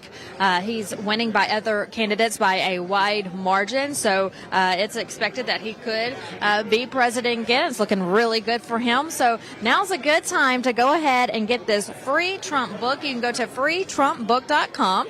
That's freetrumpbook.com. Now, there is a small shipping and handling fee, I believe, for that. But these are flying off the shelves. Little Marty has one at home that he's 2 years old, but he looks at the pictures, Brian. He loves it. He enjoys it. But I'm starting him young.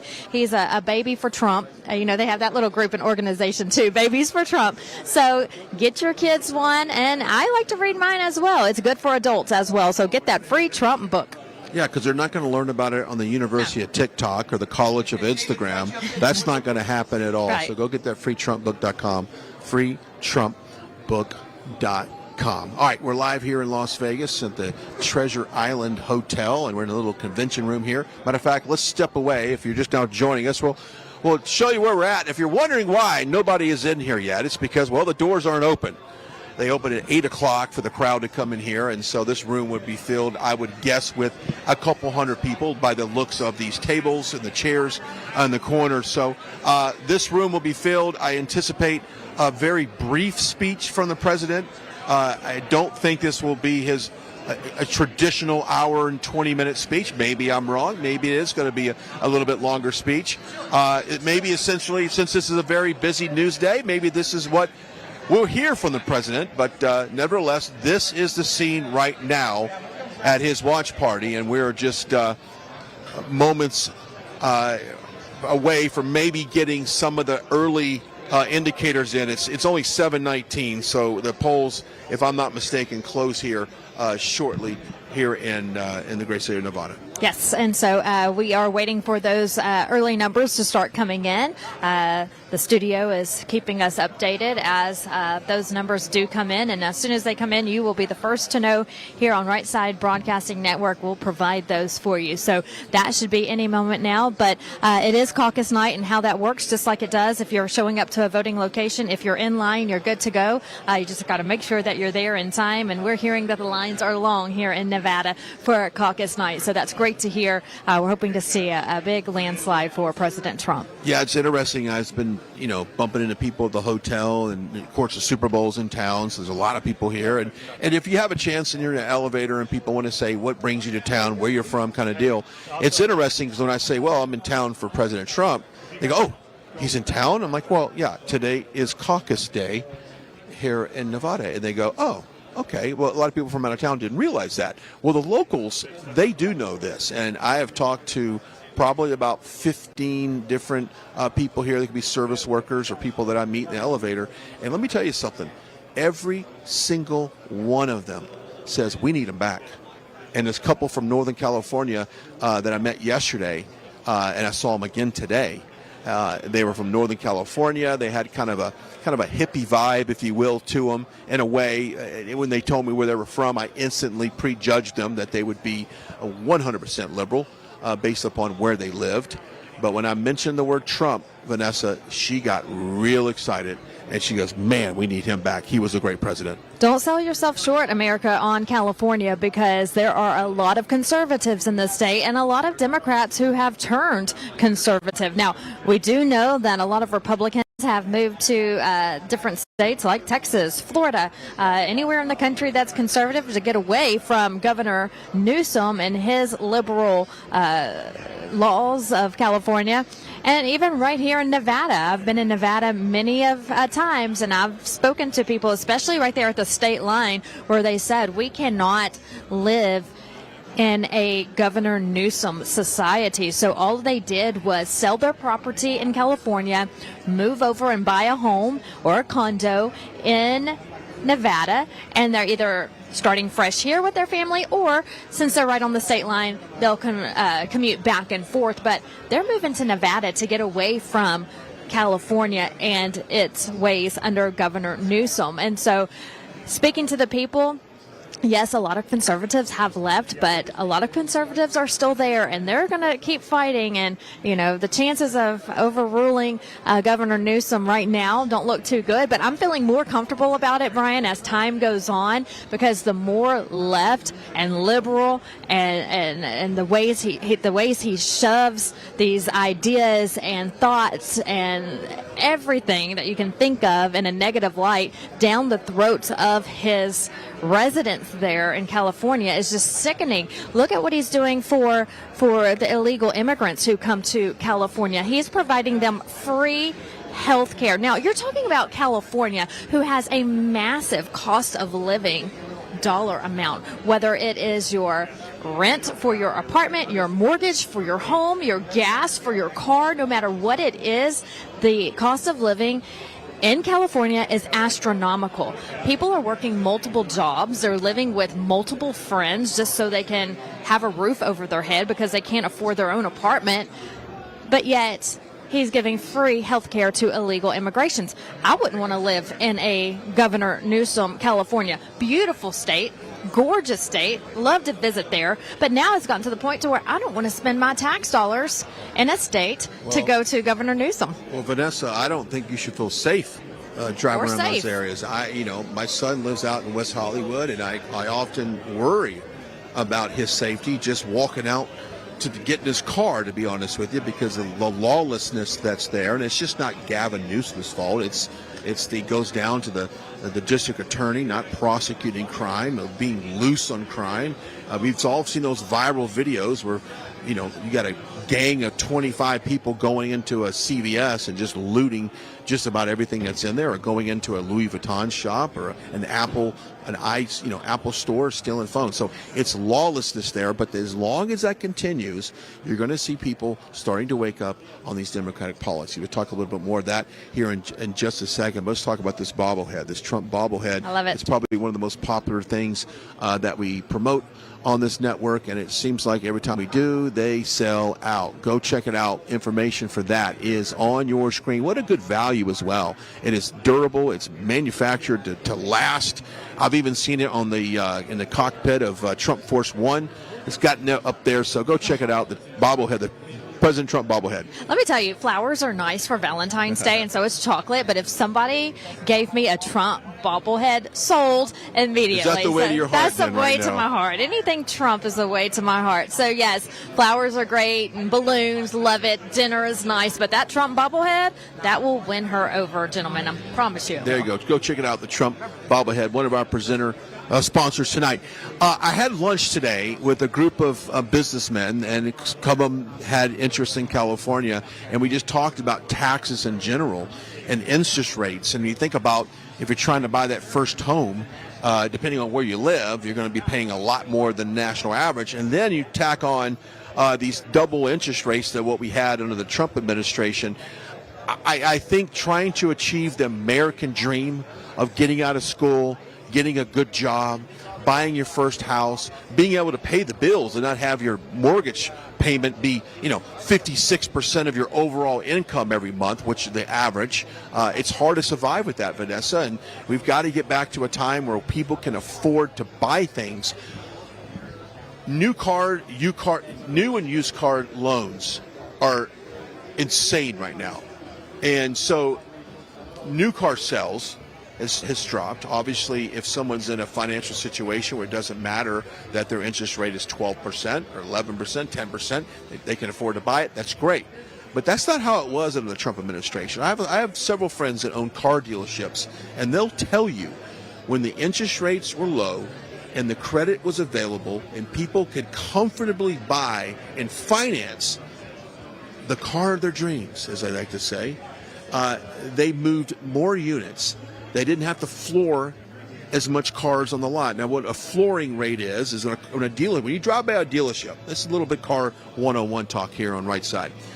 When you drive by a car dealership, okay, the cars they have in a lot, chances are they do not own those cars. It's called they pay a flooring fee. They basically pay the bank to hold those cars on the lot. So they've got to pay anywhere from $200, $300, $400 a month on every single car.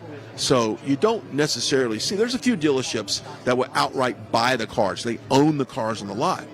But when things slow down and the interest rates are high and they're not turning these cars as quickly as they need to, they're paying more to hold those cars on the lot. And that's bad for them. They lose money on each car. But it's also, at the end of the day, it's just not good business sense. So interest rates drop, car sales will increase. It's simple as that. And, the feds, the way they are right now, they're not necessarily showing any rates of raising the rates or indication of raising the rates, but they're sure as hell not showing any indication of lowering the rates as well. This interest rates need to drop. That would instantly free up the housing market. We would start to see houses, and you know all this. I'm a real estate agent in Texas, and yes, it's very difficult. Am I right? Yes, you're absolutely right. People are on hold right now. They want to buy a different house or a new house or whatever the case may be, move just inside their own city to a larger house, and they can't. The interest rates are so high, so they're just watching what the feds do and hoping that those interest rates come down. But right now, there is a market out there, Brian, where people can't sell their homes and people can't afford to buy a home. That's it. And so people stop spending money. And when people stop spending money, dealerships fill it. It just trickles down in every industry when people stop spending money. If you look at the restaurant industry, now granted, Vegas is a different animal. Okay, it's a tourist destination. It's different. You're going to pay more for stuff here. But when you look at what happened in California, and starting on April 1st, no April Fools there, that minimum wage for fast food workers goes up to something in the high teens, if I'm not mistaken, almost 20, if I'm not mistaken. I'm going to check that out here in the break. But what that's going to do is push the price point on all of these items through the roof. And so now you're hurting the very people that were the core consumer for your brand, your customers. Mm-hmm. They're not going to buy your product because they can no longer afford to buy your product, which means you're going to sell less product, which means you're not going to make as much money. Your profit margins are lower. Your cash on hand is lower. So all of this goes in, and that's from automobiles to fast food. It all is the same. And under a Trump economy, we saw a very strong dollar. We saw a very strong consumer spending. I know just recently consumer sentiment was at a very low, which that means are people confident in going out and buying a new house? And you know this as a realtor. Are they confident about going out and buying a new car? Are they confident about going out and buying furniture? They're not, because they don't know the outcome of are we going to go another 4 years with Bidenomics? We've seen what the last 3 has looked like. Disaster. It's disastrous. So you got to get the confidence back in the American consumer in order to drive the economy, because they cannot count on, if you recall, the COVID money that they just dropped COVID money in the economy. That pushed a lot of stuff up. It was a temporary bump in that. And I think it was an artificial bump in all of that. It did not reflect the base of the economy. It's like you can pump in trillions of dollars into the economy and give free money away and say, go spend it. And when they spend it, you're like, yes, the economy is great. But at the end of the day, those people are still struggling. It's just that injection of cash. It's not good. We need sustainable income, lower inflation rates, and more affordability across all industries, or we're not going to simply survive. We're not. People are struggling to survive as it is. People are hurting. They can't save money. You know, just going to a fast food restaurant, as you were mentioning, I have seen prices double, triple just for a hamburger and fries. I saw something the other day. It was $18. It was like $18.50 for a combo meal. And people posted that up, and they were like, this is insane. It is that insane. at a fast food restaurant, you're dropping almost $20. You think of a family with 2 or 3 kids, and they are going to dinner and how much that costs them. But it's no different than going to the grocery store. And, you know, I was sent a picture the other day, I think it was actually last night, of one cinnamon roll that was... in Texas, this would be a lot. $3 for one small cinnamon roll, where it would usually have been about 97 cents. Oh. So that, looking at the rate difference there, that's how prices are going up. So about a 3, you know. Well, let's look at gas for a second. I mean, people may not know that, and depending on where you live, you might have gas in the $2.75, just under $3. You might be at $3.25 and even higher out here on the West Coast. But what people don't understand, Vanessa, is we are actually producing a lot of oil right now. Okay, I mean, our output is very high. Now, if we're producing almost as much oil as we've produced in the last 20 years right now, and those prices are still up north of $2.95, $3, what does that tell you? Well, that tells you a couple things. That doesn't matter how much oil we produce, we're still not lowering the price of oil, because we are once again we're dependent on the Middle East. We were so energy independent during the Trump administration. We actually had like an excess supply of oil. The oil companies were still making a great margin. You know, that $60 a barrel oil was like the golden spot. Just a little bit slightly below that increased their profits. It was good for the consumer. Certain states had lowered their gasoline tax.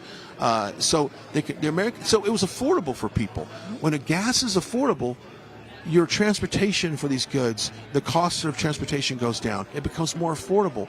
Oil companies can still make profits, but keep in mind that Joe Biden drained the petroleum oil reserves in order to lower the price of oil. Now, those reserves, Vanessa, are meant for times of war, natural disasters, hurricanes that shut down rigs in the Gulf of Mexico, wherever, and then times of war, when you absolutely need a little bit more of a supply of oil and gasoline to propel you into war. Well, we're not in any one of them right now, and they still drain those oil reserves. To my knowledge, they have not completely filled them up, and if they do, they're filling them up at much higher rates of the cost. So it's costing us more to fill back our oil reserves than it did under President Trump. Unbelievable. Brian, I'm just getting word that numbers should be in momentarily as the caucus locations are wrapping up and starting to close. So we are waiting on Decision Desk to start coming in with some of those numbers. So we'll report those to you as soon as we get those in. But yeah, now's the time. We are down to the wire here in Nevada, reporting to you live from Las Vegas, from Treasure Island, beautiful hotel and casino here on the Vegas Strip. And this is where the Trump team is holding its caucus night watch party. We have several guests who are standing by. We're going to talk to tonight who can give you kind of an inside expert look on what this election season means and what to look forward to here in the coming months. Yeah, and of course the Super Bowl's in town. This is the first time the Super Bowl has been in Las Vegas, and you want to talk about an injection of cash into this market, into this state. You've got two very high-profile teams, with the Chiefs obviously winning multiple Super Bowls.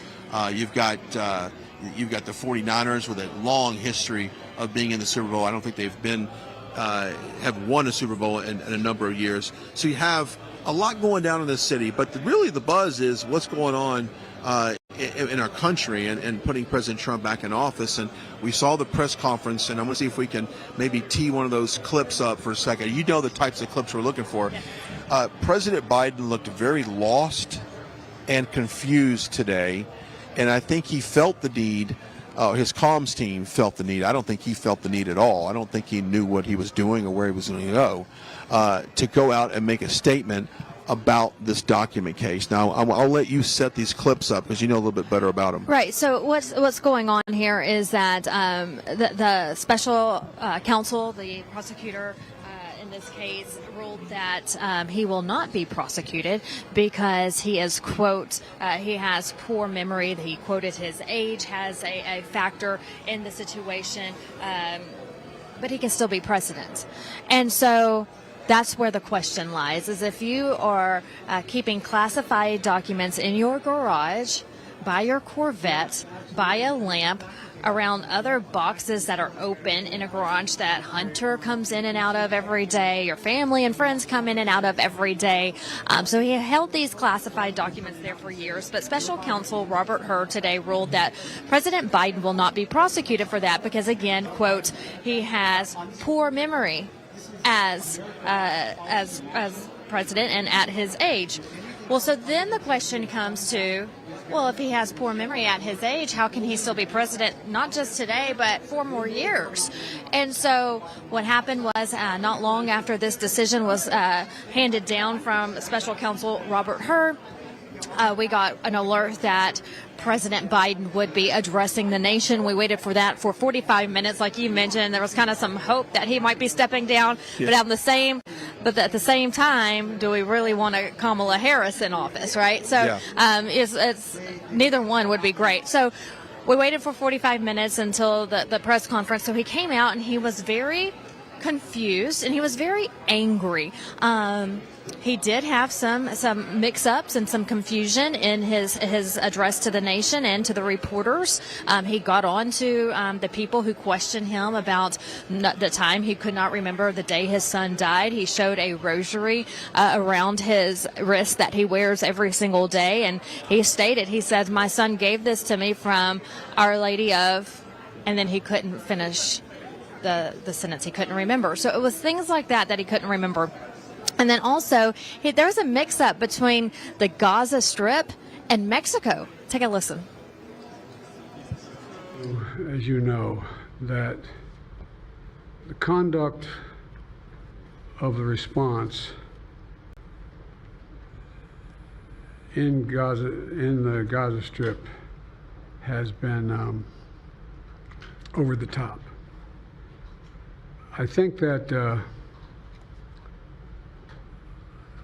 as you know, initially, the president of Mexico, Sisi, did not want to open up the gate to allow humanitarian material to get in. I talked to him. I convinced him to open the gate. I talked to Bibi to open the gate on the Israeli side. I've been pushing really hard to get humanitarian assistance into Gaza. There are a lot of innocent people who are starving, a lot of innocent people who are in trouble and dying, and it's got to stop. It's really amazing to see that confusion and that blank look on his face. Now, the other cut that we want to set up is when he got angry. Now, I was happy that President Biden was getting peppered with questions because very little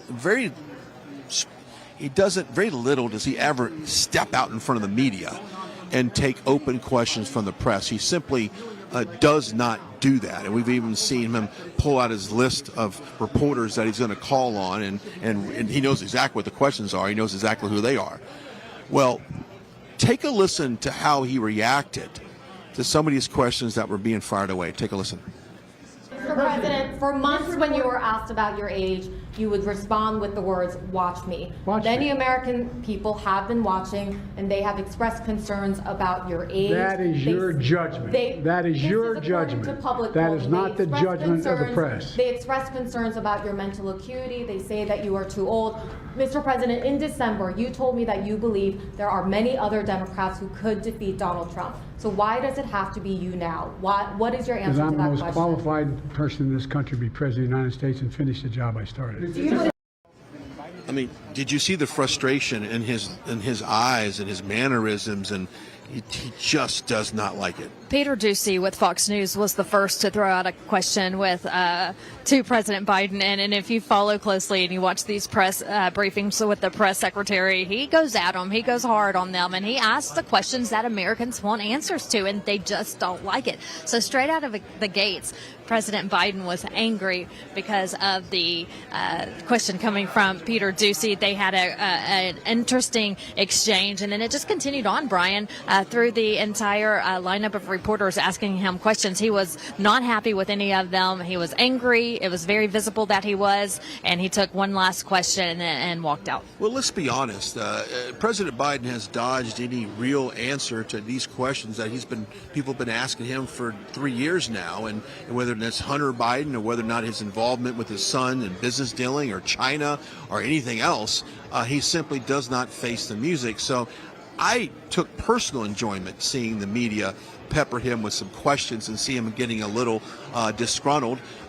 He probably didn't have an opportunity to take his nap that he normally does, and of course I would not doubt it. I jokingly say that, but I would not doubt if his daily schedule got really jacked up today. And of course, with all the news dropping, it came to a point where they're like, hey, we need you to step out and address some of this stuff. And so that's exactly what we saw today. And as far as, President Biden, he needs to step out in front of the media more often. I mean, it's only good for us when people get to see just how blank his reactions really are. Okay, we have Kash Patel standing by. We want to talk to him, but first we want to tell you about Moink Box. I love this. Yes, this is beef coming to you straight from rural America. I love it. It's a small town USA, farm family. This is Moink Box. Just the name alone, Moink. That's oink with a M. Moink Box is catchy.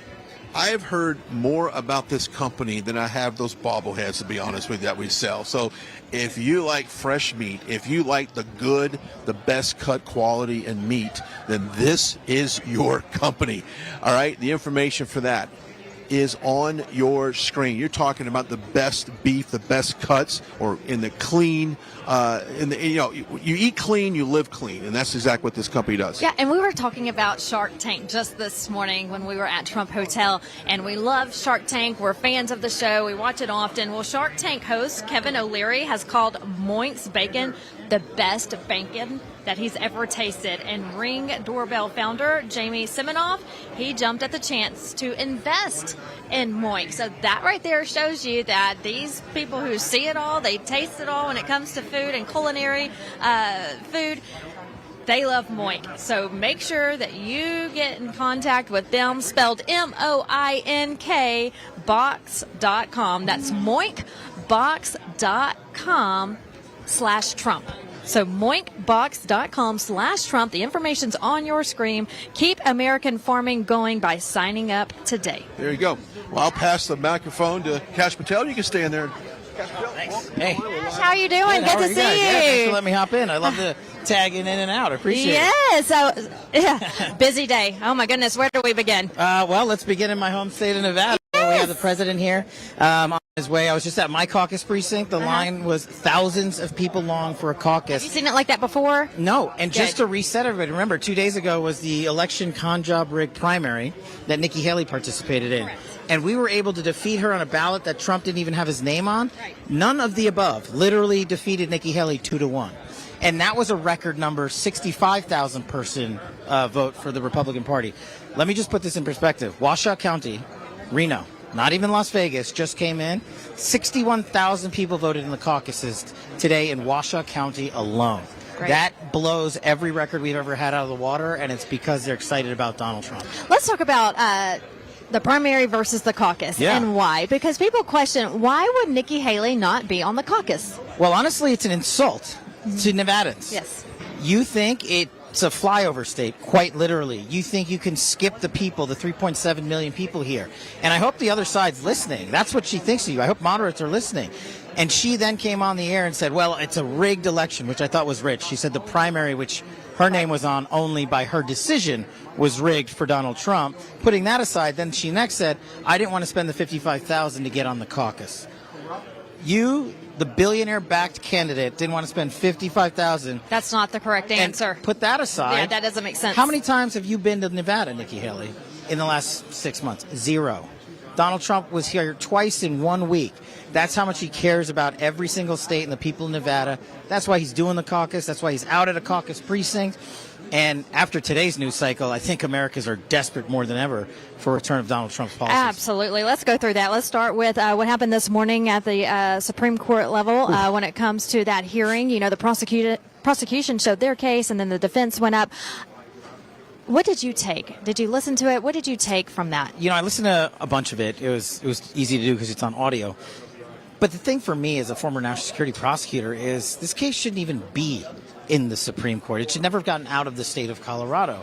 But the degradation of the law enforcement policies in this country by people who have weaponized justice at the state and federal level has brought us here. And we've actually convinced Americans that it's okay to have that kind of litigation go to the Supreme Court. For me, it's not, because the answer is singular. Donald Trump has never committed insurrection, has never been charged with insurrection, has never convicted of insurrection, and in fact was a president when I was chief of staff at DOD that actually preemptively decided to secure the Capitol, and Pelosi and Bowser failed. So to have this at the Supreme Court, I hope it's a great civics lesson for the country to see how far we've come away from constitutional principles. The 14th Amendment simply doesn't apply to the President of the United States. Do you think the Supreme Court will make the correct decision? I do. I firmly believe, after listening to those arguments from both the Republican and Democratic appointed, I don't know if it's going to be 9-0, but it's going to be a pretty resounding majority with maybe some concurrent opinions. And that should hopefully quell this version of a disinformation campaign. What's next? I'm not sure. Right. And when do you think that decision would come in? If in the history of Supreme Court decisions, does it take a few days, a few weeks? Well, generally it takes months. Okay. But given the magnitude of this, the Supreme Court can issue a shorter decision with a lengthier written opinion to follow. Or maybe they'll just expedite it, I think, and at least give us something within a month. Because waiting beyond that, we're into the election. summer. You know, that's the heart of the election cycle. Though the Department of Justice has a different opinion on who you can and can't charge during a presidential election cycle. That's absolutely true. So let's talk about the special counsel ruling that came in today about the boxes found in Joe Biden's garage next to his Corvette by a lamp and some other boxes. And just to be honest with you, Cash, in the middle of junk. It was just boxes in the middle of junk, classified documents, saying that he will not be prosecuted for this because he has poor memory. Well, okay, tell us something that we don't know first. But second, you have poor memory to not know what's in your garage, but yet you can run a country? It's offensive to me as a former national security prosecutor at this Department of Justice. And before that, I was a federal public defender defending individuals charged with these types of crimes. And never once was I able to walk into a courtroom and say, my client's old and his memory's failing him, so please don't charge him. That didn't work ever, because that's not the guidance and the law at the Department of Justice. What Joe Biden received was a Hillary Clinton treatment, the rinse washing of the law and the Constitution to favor a political outcome. Let's just look at the linear complex of this case. 40 years worth of documents, right? 120 documents found that were classified at 3 different locations in 3 different states. That's the breadth of the investigation that Robert Hur produced. And he said they were all classified. And he said Biden intentionally possessed these documents. That's the key for the statute. If he intentionally did it, you're guilty and should be charged. But they gave him a written excuse because his memory's failing him. Well, President Biden, he addressed the nation this evening, and he said twice, Cash, that he was blaming his staff. The staff brought in the boxes. He did not know they were there. So Biden is today, I don't know if it was a memory issue today or what, or if something he was coming up off the top of his head, but he was blaming his staff. Well, listen, the best evidence to use against the guilty is their own. And if we're to believe the president on this, which I think he's lying to the world, let's look at what the DOJ and FBI found. They found recordings of Biden's author, his ghostwriter, audio tape recordings of Biden and him discussing these classified documents and where they were. Then the recordings were destroyed after the author was informed of the special counsel's investigation. He didn't even get charged. So there's no way we can believe that Joe Biden had the wherewithal to hire a ghostwriter, write a book, issue recordings, and then say, my dog ate my homework. Right. It just doesn't fly. And the problem for the American people is this is the guy responsible for our national security. To me, that's what it comes down to. And if he has a failing memory, which I believe he does, he's responsible for defending us, and I just don't think he can do it. Brian and I were talking about that earlier, Cash, that, you look at President Biden today and how confused he was, how angry he was at reporters asking him about his mental status and mental capacity. And this is the guy who sits in the Situation Room and makes these worldwide foreign decisions and protecting our country. Very scary to look at that today and think he sits in the Situation Room, not only with him in general, but with Kamala Harris. No, listen, I sat with President Trump in that Situation Room the night we killed Baghdadi, the night we did hostage rescue operations. I had charge of the nuclear football on 45 trips with the president during his administration. Not one time was he even remotely cognitively impaired. He executed the national defense of this country flawlessly, and the media excoriated him for it because it was President Trump putting up the victories for the American people. Flip to Joe Biden, as you just outlined, he's not capable, and he's shown it when he has a Secretary of Defense who get together and lie to the world about his very illnesses. How can we execute the nuclear command authorities if our Secretary of Defense is ill and the president doesn't know where he is, and then they come back to say everything's fine, nothing to see here?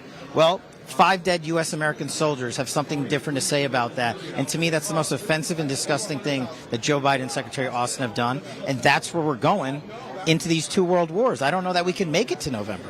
Right. It's very scary looking at what's going on in the Middle East, but also in our homeland. Cash, the main concern people are talking about is illegal immigration. They're scared. And what these people, I was looking at a video today of a guy who said that he has 2 law enforcement officer friends in South Texas who said, we are catching these criminals and watching them pass who we know are on the terror list, and they are planning something. People know that they are planning something. Sure. Look, let's bring it home. Right here in Las Vegas, last month, an illegal immigrant murdered 2 innocent civilians. And then we have the breaking story down in Texas of a capital murder case brought because an illegal immigrant brutalized, raped, and murdered a 16-year-old high school student. That is the reality of Joe Biden's open border invasion, and it gets worse. Don't listen to me. Listen to Mayorkas and Chris Wray, who have reported to Congress that they have found at least 24 known foreign terrorists illegally entering through the southern border, and here's the scary part. They have since lost them.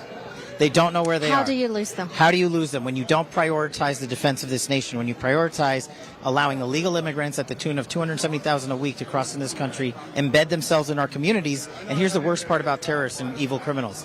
They'll wait. They have patience. They won't really necessarily attack right away. And this is like a pre-9/11 situation all over again, and it's Joe Biden's doing, and Mayorkas. He's going to have blood on his hands. He already does. And so you look at the press secretary tiptoeing around questions, but then you have a Joe Biden who can sign an order today, right now, and stop all this, but he won't. Well, that's just it. He's trying to, again, politicize the national security, shifting it somehow back to Trump and Congress and Republicans. Joe Biden is the one that reversed 9 of President Trump's authorities surrounding the border that he could have used to continue its security. He chose not to do that. Just like Joe Biden, on his way into the White House, delisted the Houthis, an Iranian terrorist group, the ones responsible for killing American soldiers. Joe Biden did that. There's no law that he needs to implement. It's an intentional decision, and today's special counsel report shows us that not only the depravity of his ways, but the extent to which the White House will lie, and it will cost us more blood and treasure. My goodness, well, it's very scary knowing that this is what's taking place right now. Americans are concerned. I'm concerned. Everyone is. And I feel like, Cash, it's going to get worse before it gets better, unfortunately. Well, you never want to just be all down and a Debbie Downer. You want to say there's hope. There is hope with President Trump. Thank God for Donald Trump. But he's also providing an education to Congress. Congress has finally acted against the establishment class to prevent this quote-unquote border bill, which gave, just to put it in perspective, this border bill would have given $60 billion to the Ukraine in one day. Yeah. Our budget for the United States Marine Corps last year in its entirety was $53 billion. Now tell me who's prioritizing America over who, or the other way around. And that's what they want. And now they're trying to get another sleight of hand through Congress by bringing up some ridiculous measure to say, oh, well, maybe we'll just get some funding to Ukraine and Israel, but none to the border. No.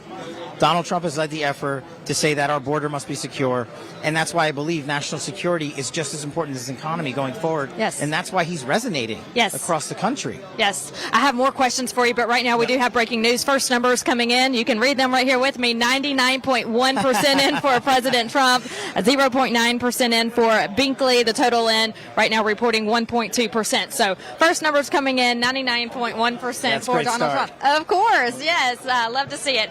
Okay.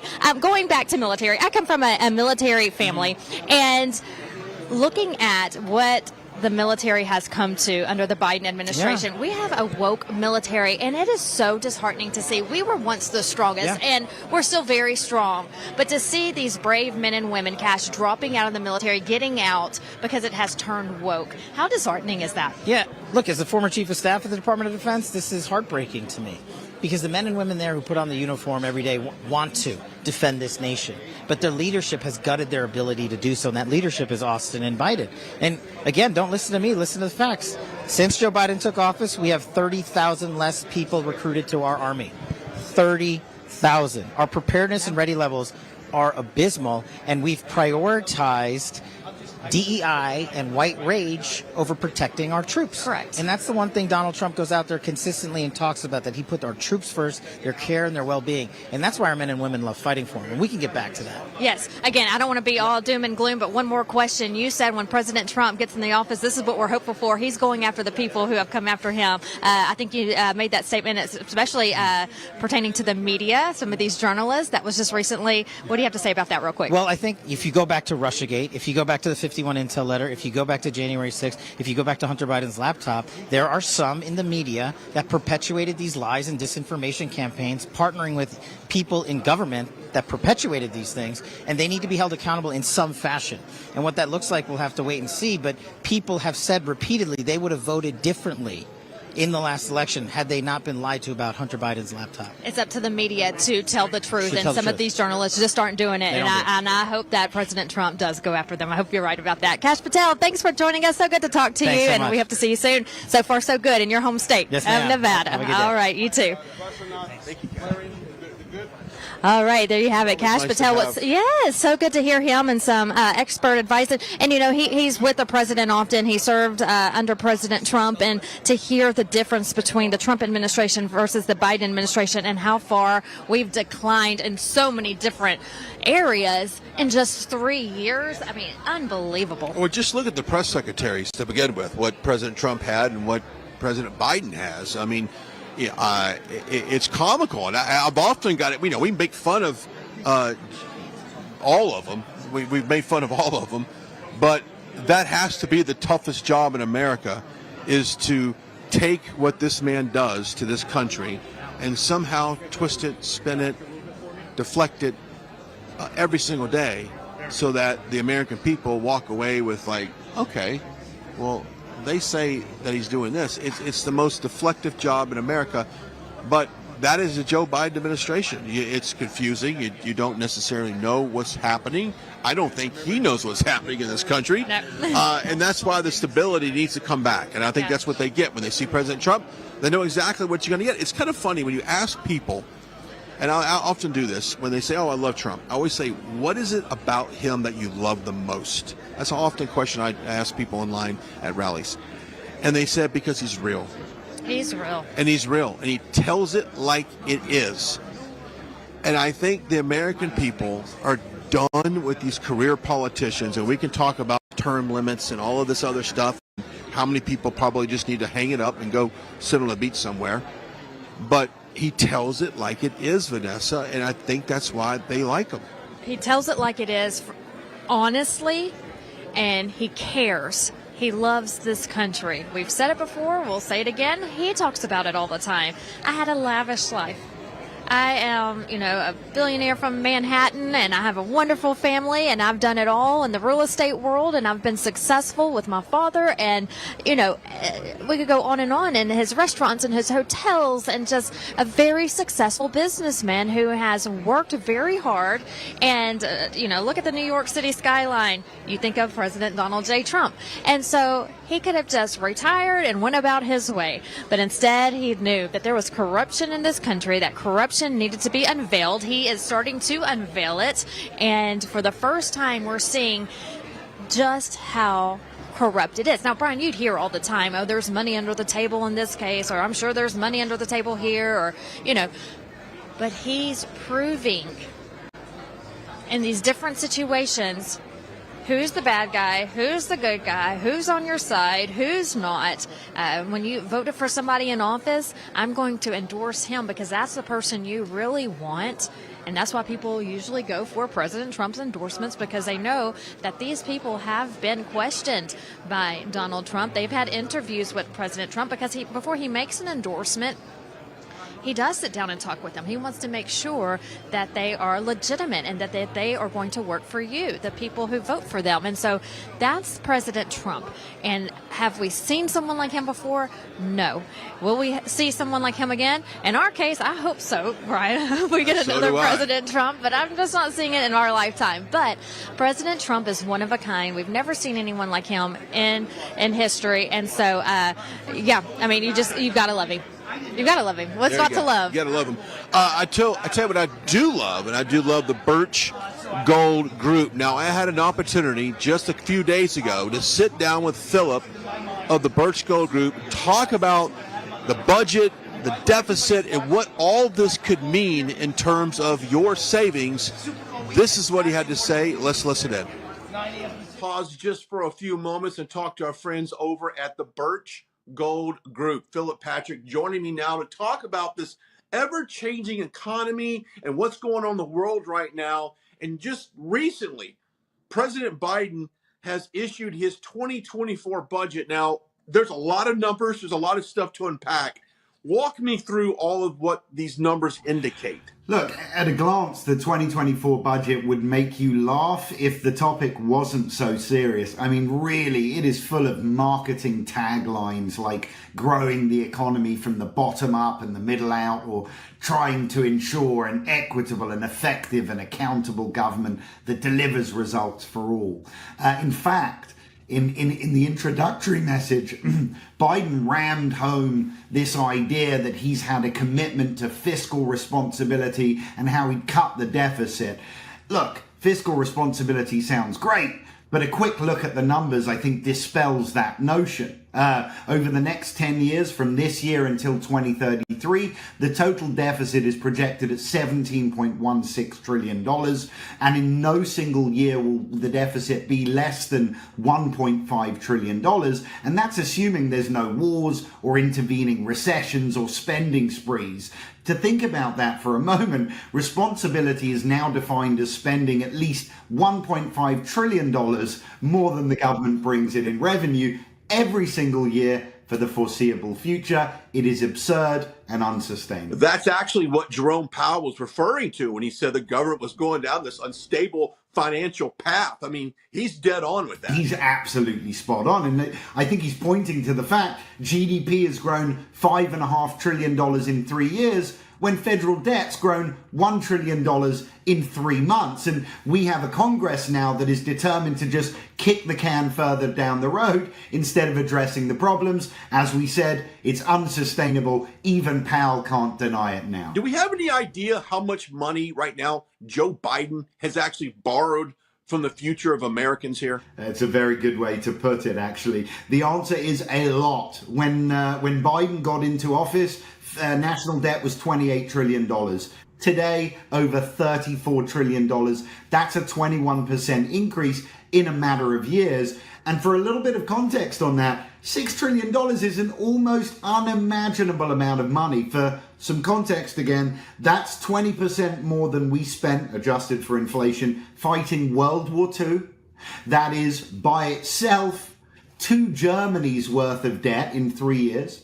$6 trillion would be the third highest national debt for any nation in the world today. That is what this guy has done in just 3 years. It's incredible. And you look at, is he adjusting the budget to allow for this, for the shortfall? I mean, what is he doing, and what does Congress need to do? Listen, the answer is he is doing very little. Nearly all politicians and Americans believe that the nation's fiscal problems stem from a lack of revenue. In other words, not taking enough from other people.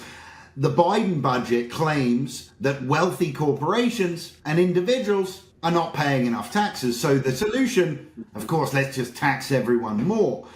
But the problem is this. By Biden's own numbers, that only brings out about $120 billion in revenue. Furthermore, the 10-year deficit projections include these tax increases.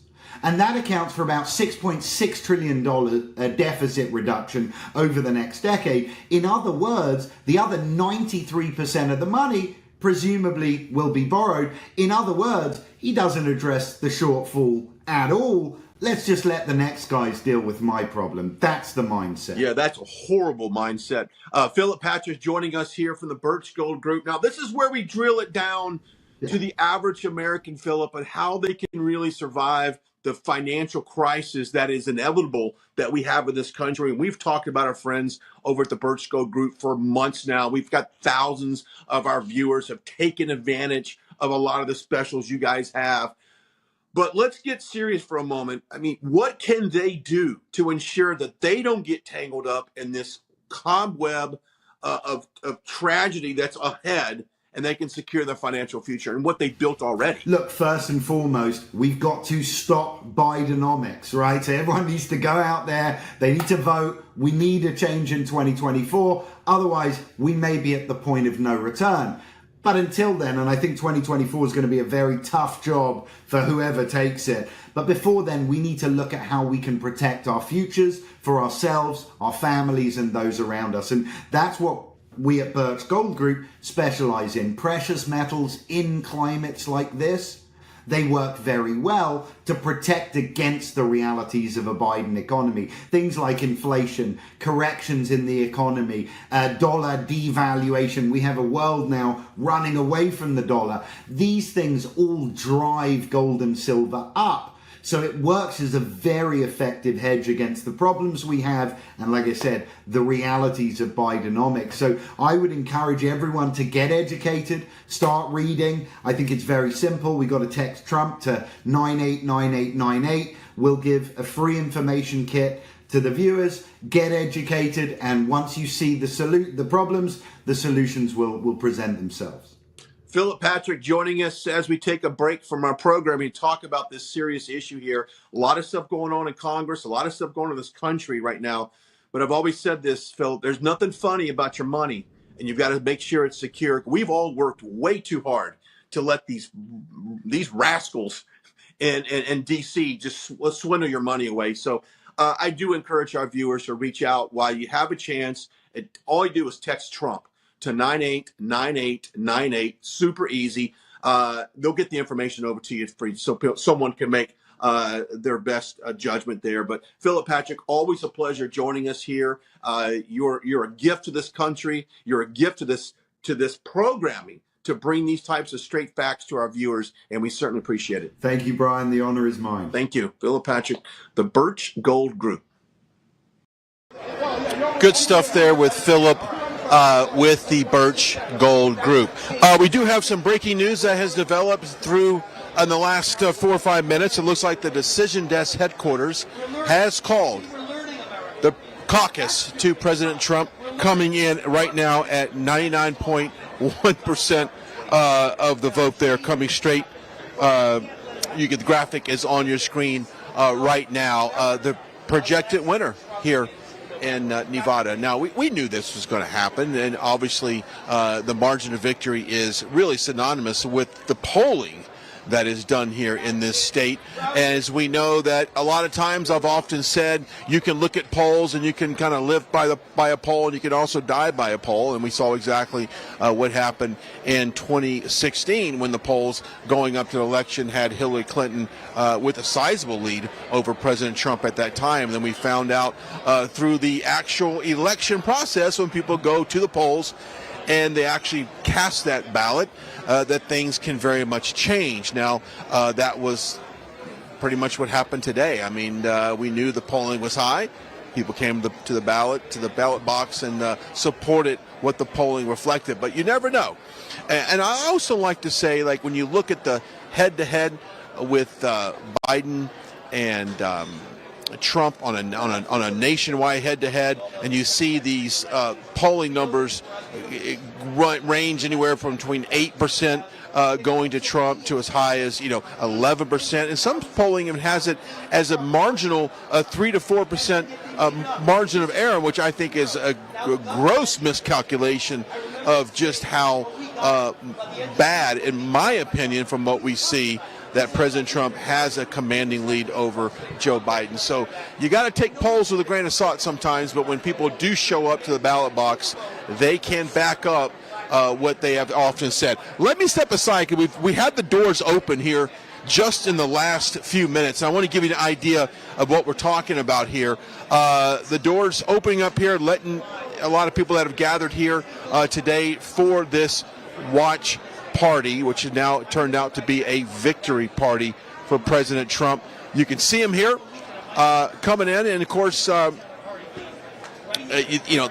these are a lot of people here. Obviously, have been with the president in this state for a while now, and this is something that when you look at campaigns and they have kind of a grassroots effort, that's exactly what you see, is that people have been with the president since he came on the scene in 2016. So you have a lot of longtime friends of the president. I've even bumped into a couple people just in the last few minutes between that Birch interview, that people that I've met in California that said, hey, well, I remember seeing you in California. So a lot of people have obviously traveled over here to enjoy tonight, but we're glad that they're here, and we're glad that you're here watching us tonight, as the election decision desk headquarters has called the caucus here to President Trump today. So kind of a busy news day, if you will. I mean, you've got the documents that being that whole story that broke. We've had the Biden,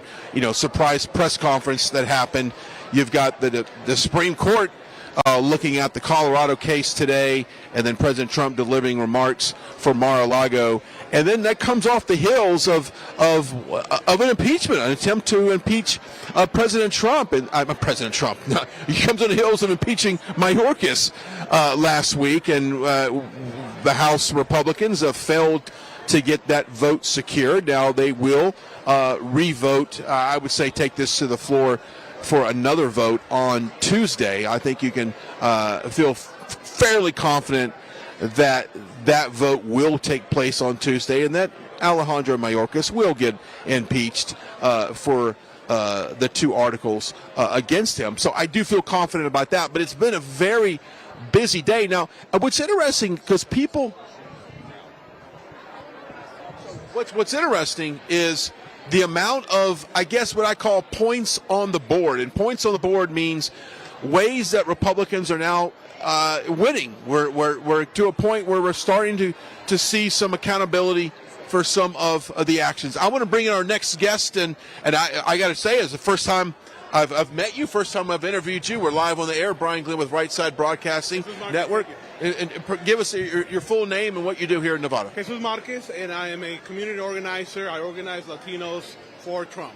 Okay, so obviously Latinos for Trump, not only here but in other states, has been a leading demo that President Trump has really been able to crack into and pull some of those voters into the Republican Party. Absolutely, and he's gained a lot of support from the Latino community.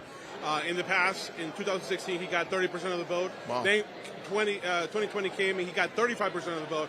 Right now, the last poll it shows that he's actually beating Joe Biden 42-40. So he's gaining a lot of support from Latinos, and that's because the message that he's delivering to that community is resonating among Latinos. What is that message exactly? What is he saying that he can do for that community? The main message is that he is the guy that's going to fix the economy, inflation, restore the American dream, which is the reason why Latinos came here to begin with. So when he talks to Latinos, he talks to the working class, and that resonates among Hispanics. So that is one. But also the crisis at the border. We have an open border situation right now. That is something that Latinos don't like, because the new immigrants that are coming in, 10,000 by the day or by night, they're actually jumping the line and taking over healthcare issues, social services. They're also getting ahead of line when it comes to the process of getting legal here.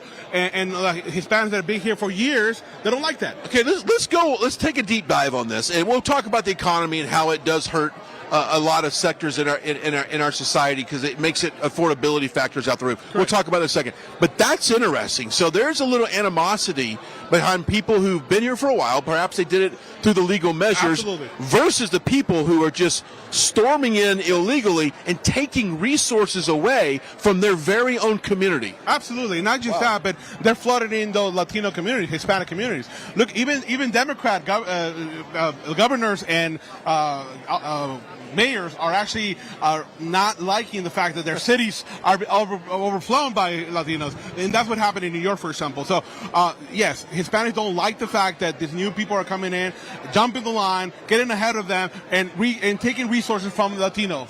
That is incredible, and I think a lot of people need to understand that it's not, it affects that community as well. And to your point, I've always said this, and maybe you can help me out.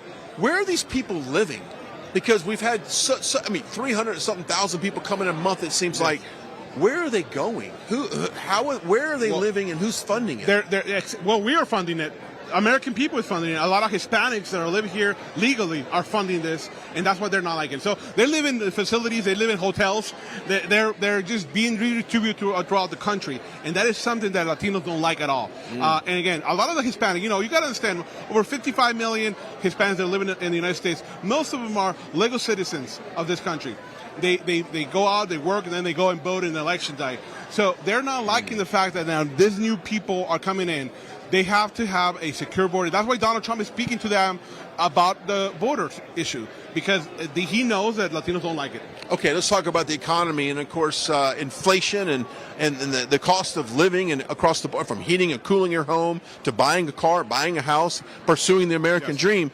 It's much, much tougher if these interest rates are high and you can't afford to do it. So how has that affected the Latino community? All you have to say is ask any Latino, are you better off right now to this moment, or were you better off when Donald Trump was president? And everybody's going to tell you they were better off when Donald Trump was in office.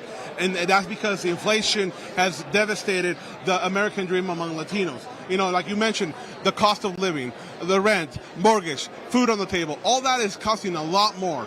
And even though they say they already controlled the inflation, prices have not gone down, comparable to what when he was in office. So that is an issue that is affecting Latinos. Another issue is parental rights, and school choice. Oh, Those are other things that Latinos care a lot. The average Hispanic have 3 to 4 kids, and they're all children of school age. And so when you see the system indoctrinating their children in schools, that's something that Hispanics don't like. And I think we've all seen, the images of the family that wants to come here for a better life. And I think we can all agree that's the American dream, coming here, working hard, getting a trade, and making a living for yourself and your family. But there are ones that come in here, and we saw the video in New York City of the police officer getting beat up. We've seen violent criminals come across this border. So from a Latino perspective, someone that's abiding the law, you're living the American dream, how does that make you feel when you see these guys come over and commit crimes? Because I think it paints a really bad picture for everyone, that everyone coming across the border is committing a crime. What do you expect when they come across the border with no repercussion? Everybody's just opening the doors for them to come across, so they believe that they're above the law. Then they get to these communities and they start breaking the law and stealing and robbing and jumping people like they did with that police officer. And other Latinos are watching this on TV and they're not liking it. So we need to restore order at the border. We need to secure the border, and we need to restore order in our cities. I forgot to mention that part of this crisis at the border is also causing crime to be on the rise. And the crime is being perpetrated in Latino communities. Against Latinos. Against Latinos, exactly. Yeah, and that's a big thing. Hey, we're live here in Las Vegas. We just broke some news that the decision desk has declared President Trump winner of the caucus, which is no surprise to any of us, right? We knew that. I was getting reports from different site locations, and they were overwhelmed with the turnout. That's what I was going to ask you. Yes. So what are you hearing from the polling sites? That we're going to have a great turnout today. Once the numbers come out, I estimate it's going to be about 100,000 people that came out to vote, more than the primary. A lot more than the primary. Okay, let's talk about that real quickly. Yes. I thought it was a kind of a funny thing that the none of the above actually beat the number of votes for Nikki Haley. Does that surprise you at all? No. It was actually an organized event. You know, everybody was telling the voters to go out and vote, but to use the none of the above. But those people, about 45,000 that voted in the primary none of the above, were most likely going to go and vote today for Donald Trump. And they did. Plus the ones that were waiting only for the caucus. So I believe that we're going to have a big turnout, and Donald Trump is definitely going to have, if not 90 to 99%. Let's talk about the growth in this state. Obviously, we're in Vegas. You got the Super Bowl here. Tourism, I would imagine, is the #1 revenue generator. But let's talk about the state in general and what direction you see it going economically. Well, first of all, we just got a Republican governor in Nevada. Before that, we had a Republican governor and also the Assembly and Senate. So now Republicans need to take the Assembly and the Senate in order to work in a good direction. But the state of Nevada is growing, like you mentioned. There's now about almost a million Latinos in Nevada. So we need to target Latinos so that they can turn Republican and help balance the political arena in Nevada. We believe we can do that. A lot of these people are running away from California to come to Nevada. But we just ask them to leave their politics in California. How do you do that, though? You need a big sign at the border. Well, yeah, walking in Nevada, you have to leave your politics in California. But you know what we need to do? We need to work on a grassroots operation, not just during election time, but even throughout the year, round year, to go and talk to Latinos. And that's what we intend to do with the American Christian. I'm also part of the American Christian Caucus. We are organizing churches across the state to reach out to Latinos and other groups. Well, you must have taken the question right out of my head. I was going to say the Latino community seems to be a very family-oriented, Catholic, Christian. And now evangelical Christians, too. Yes, so that is important to them. So when they see these radical ideas that kids can change their gender, gender-affirming care, all these really weird, that does not sit well in the Latino community at all. It's not just that kids can change their gender, but that parents are not even allowed to know what happens with the kids in school. And so when a child goes to school, they actually indoctrinate them and they facilitate the sex change in school, and that's something that parents don't like it. So as soon as we tell and we talk about what happens in school to parents, they're immediately jumping over to the Republican side. That's why we're seeing a big number of Latinos jumping to our side. All right, you're probably looking for volunteers. You probably want to say, hey, a lot of people that may be watching us right now that live in this great state that want to get involved. Is there opportunities for them to get involved, and how do they do it? Absolutely. You know, there's the American Christian Caucus. That's a good organization you want to get involved with. Just look it up, the accaucus.com. And you will find good information there about getting involved and being part of the movement. We appreciate it. And if someone can follow you personally, how do they do that? They can follow my Twitter account, Marcus Jesso, Marcus, Marquez, Jesso, Jesso.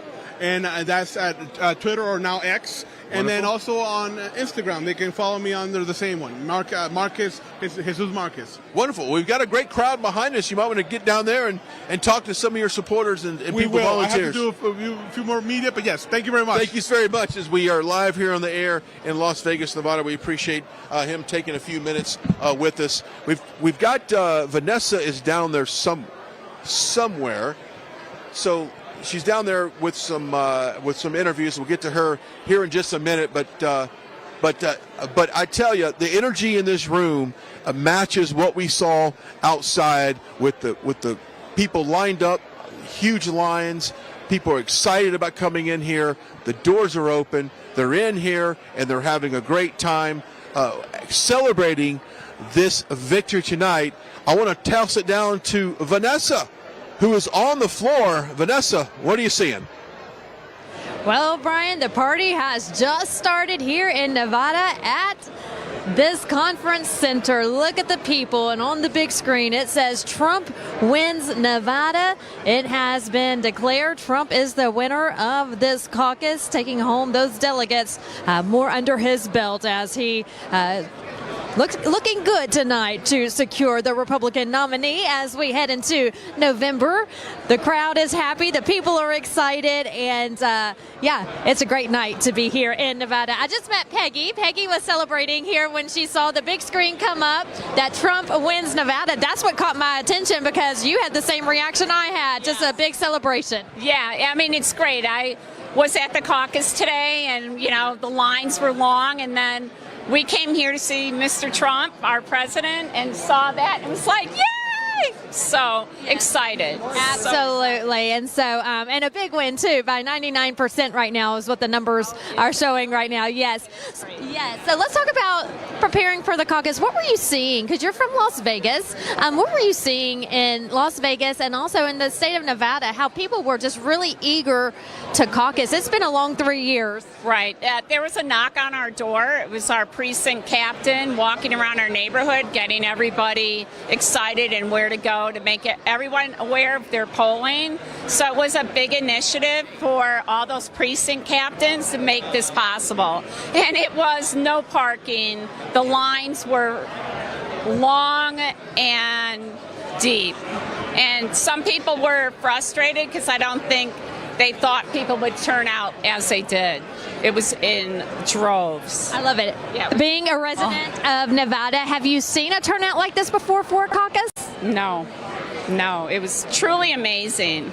So that's when we decided we had to come here. Well, I'm glad you came here to celebrate the night, and it gives you, I'm sure, some hope for November. Exactly, and that's, you know, what we need this win. So I'm excited Nevada turned out as it did. I wish I was rolling. I was standing right behind you when you saw it, and you took out your phone and you took a picture. So yes, lots of excitement. Everyone's here celebrating. Enjoy your night. Thanks for everything you do, and we look forward to a wonderful outcome come November. Yeah. Thank you. Yeah. Bye.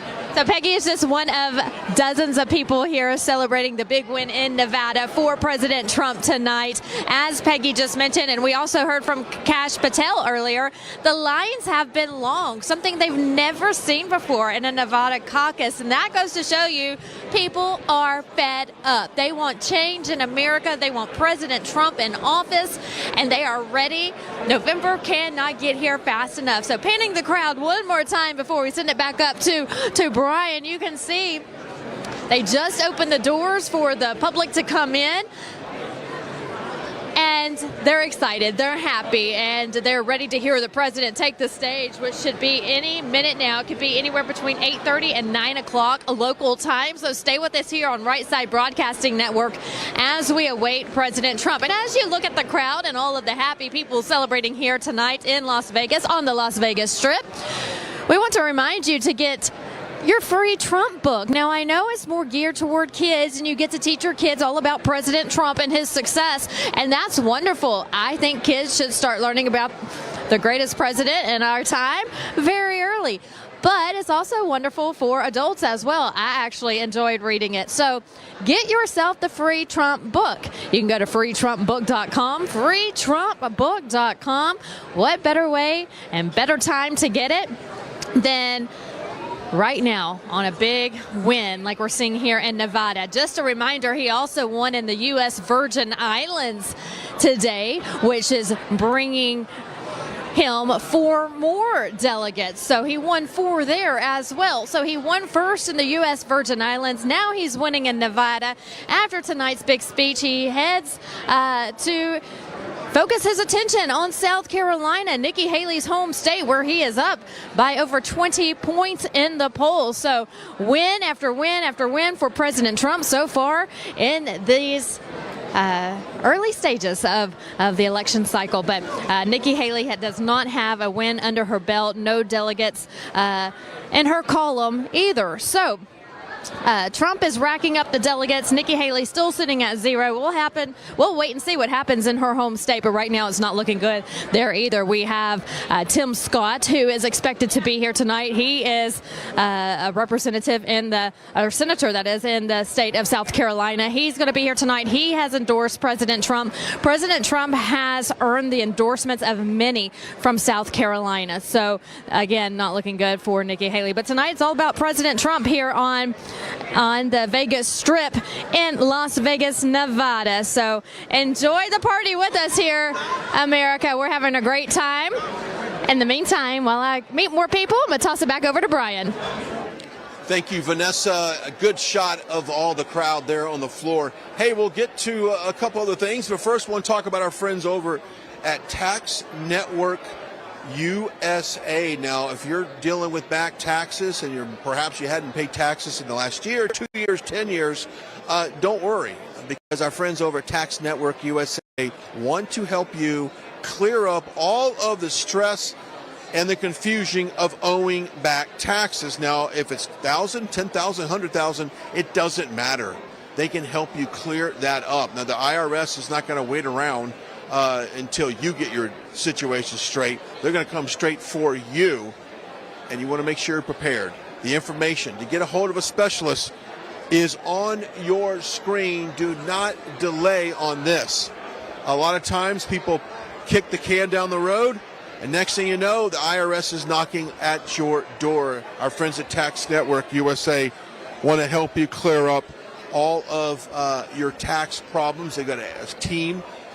They're Better Business Bureau rated. They've got an A+. They're great. A lot of you have contacted us and said, hey, thanks for clearing all of that up. Now I sleep better at night. Tax Network USA. Go check it out. The information for that is on your screen. I tell you what, I'm starting to look. Let's pan the room right now, because there are a few celebrities in this room, if I'm not mistaken. Now we're going to. And this is Las Vegas, obviously, so I would imagine that you've got a situation here where people, let me see if I can get to the side so you can get a good shot. And I don't know if Gage wants to see if he can get some, perhaps get an idea who's in this room. But we've got, you've had recently a lot of people come out and talk about, different celebrities. 50 Cent just recently said something about that. You've had Snoop Dogg just recently came out and said, hey, maybe perhaps President Trump is the person to lead this country. And so it doesn't surprise me that you're here in Las Vegas, the entertainment capital of the country, I guess, right? That you have celebrities coming out. Taking a look at a gentleman. We'll get him on the air with us here shortly as well. So anyway, we're glad you're joining us on this beautiful night here in Las Vegas. From what I've been told, and I'm just going to take a look at the time here. We're sitting at 8:33. Local time, and the polls closed at about 8:08. Rather, that's when here local time they declared President Trump victorious here at the caucus. So we've kind of wrapped that up, and that's no surprise to any of us on that as well. But we're glad that you're joining us on here. And one of the reasons why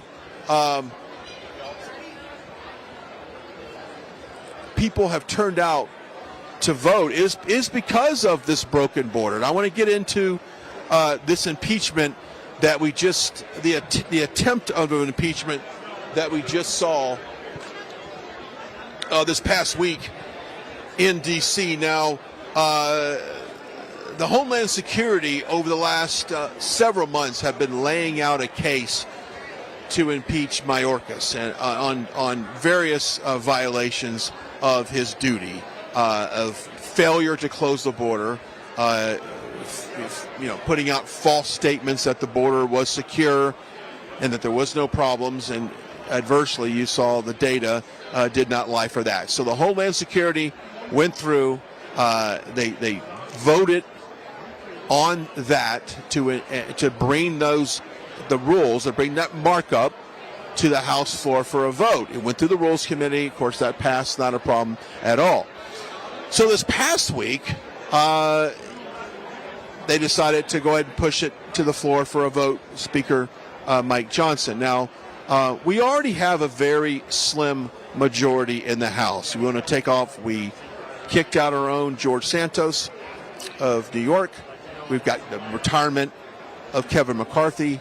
After his ousting, he said, I'm out. So he left. And we've had some others retire as well. So our margin that we had going into this 118th session of Congress was not as large as we needed. And to get anything done, we simply need a total participation of the Republican conference. Now, you take an issue like impeaching Joe Biden, impeaching Mayorkas, impeaching Merrick Garland. You've got all these different articles of impeachment on the table. Well, the lowest hanging fruit on the impeachment tree was Mayorkas in charge of the border.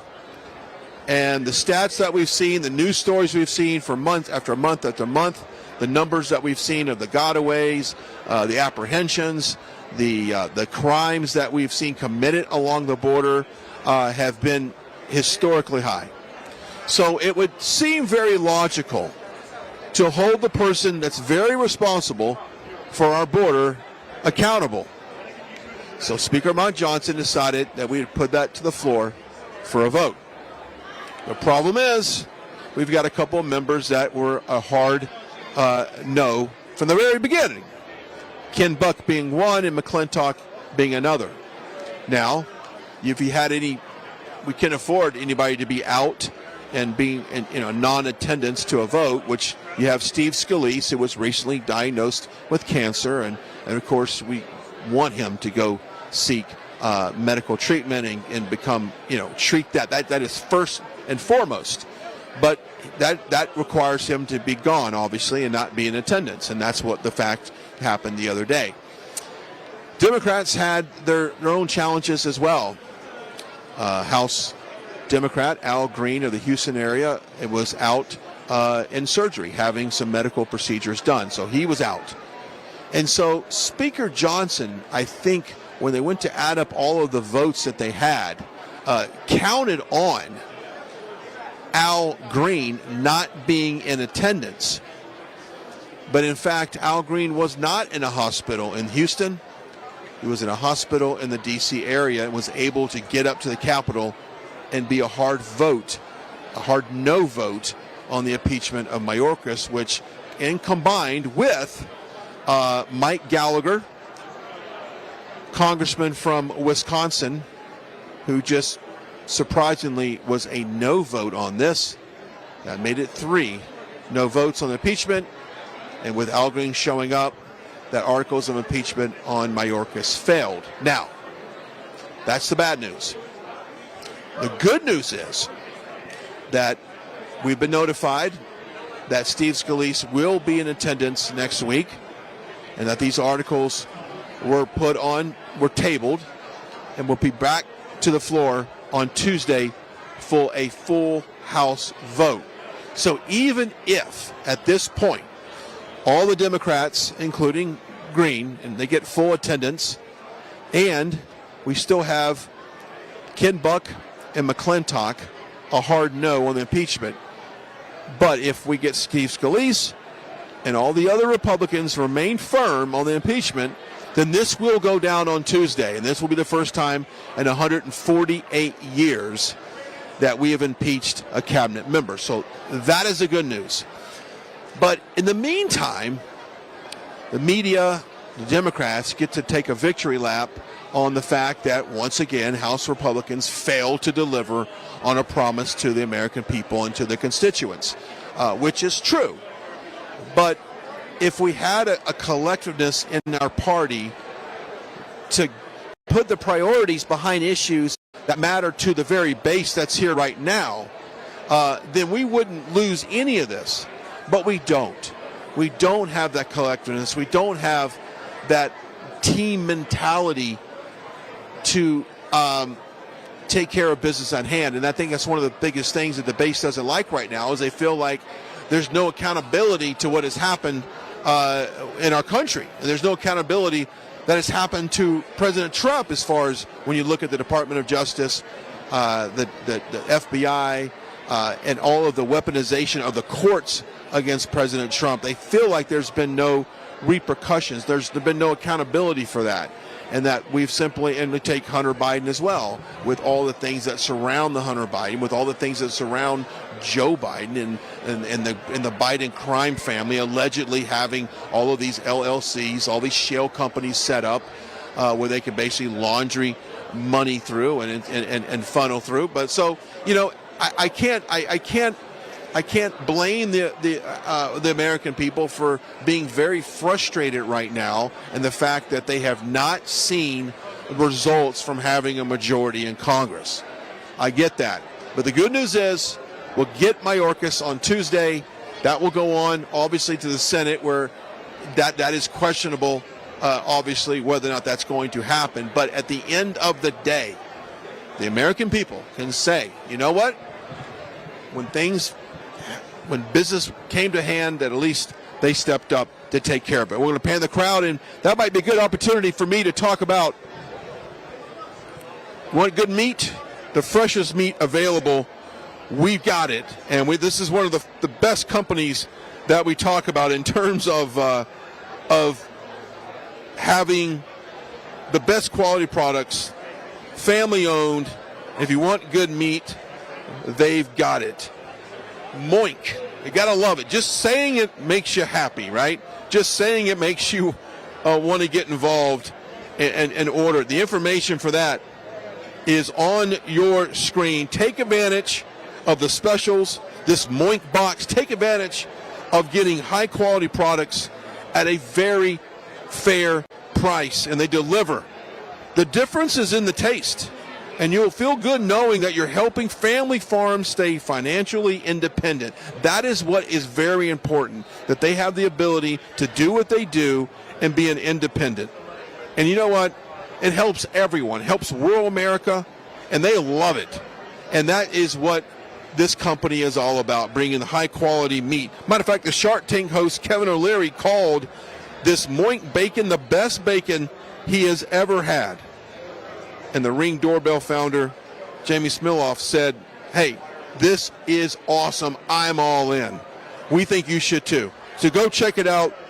The information for that is on the screen. Keep American farming going by signing up at moinkbox.com/Trump right now. The website, once again, moinkbox.com/Trump. Do that right now.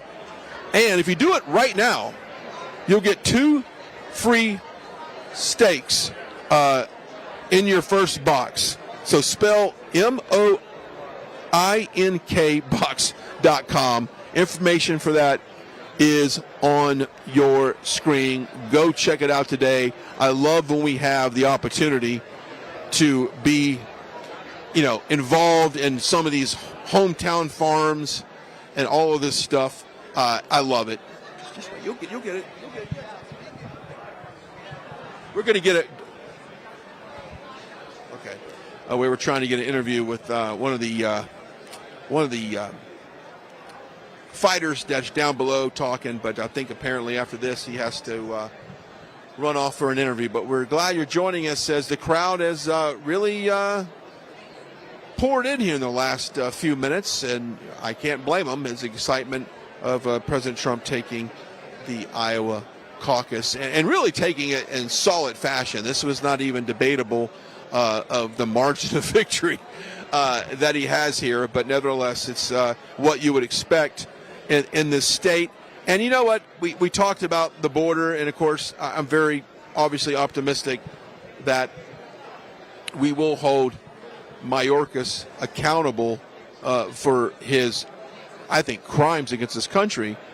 But when you look at the economy, and you look at crime, and you look at some of the things that we're trying to obviously get under control, the Trump administration, the Trump policies is proven to be the best way to get this done. And I think that's one of the most important things. And if you look at the global crisis that has gone on in the world right now, and I'm talking like the war in Ukraine, and President Trump has often said that the war in Ukraine would not be going on right now, that essentially Russia would not have invaded Ukraine, and that simply a peace agreement should take place. And I think that's something that we all know President Trump is able to do, because he is a proven negotiator. He's, under his administration, we did have world peace. We did have a solid, relationships with these countries, and the world feared the U.S. They knew exactly what would happen if they crossed the line. And of course, it's been one of those things where we have strength, the leadership through strength, and it's been something that's been proven. So we've seen Joe Biden's foreign policy be a failure one after another. And if you look at what happened, the withdrawal in Afghanistan was disastrous, and losing servicemen and women in our military in the process of that, it's an embarrassment on our country. And often President Trump talks about this is one of the biggest embarrassments in our country's history. The fact that we have had such a disrespect for our military, and just and really putting Americans in harm's way. So that has been horrible as well. It's also, I will add here, you've got the conflict with Gaza, you've got the conflict in Israel on the border there, and of course, U.S. has been a strong supporter of Israel and will always be a strong supporter of Israel. And I would say they've got this war, this conflict under control. They are winning this without any additional military aid or obviously additional funding coming from the U.S. or any other country. Now, they spend approximately $15 billion a year projected in their budget to fight Hamas and this conflict. And so there was a bill on the floor to fund Israel, a $17 billion package. So we would be essentially giving Israel more money than what they spend on their in this crisis. So it's one of those things where you don't necessarily want to conveyor belt money across the globe to anyone who's in a crisis right now, because quite honestly, we don't necessarily have the financial resources to do just that, because we are extremely in debt, because we have economic times, so we don't necessarily have the funding to do that. And I think that hurts our relationship with certain countries. It hurts our inability to help allies that need it. But at this particular time, I personally don't think it's in the best interest of this country, once again, putting America first, to just continue to send money to countries like Ukraine, which we do in the tune of $223 million a day goes over to Ukraine to fund this war. So, it's one of those things that this foreign policy has to really be examined, because we don't have necessarily the resources to do that. So, and that is due to the Biden economic situation that we have now. In a few minutes, we're going to toss to Vanessa, who is on the floor. And it seems like we're getting, I guess, the energy, the music has come up. It's 8:48 here, local time.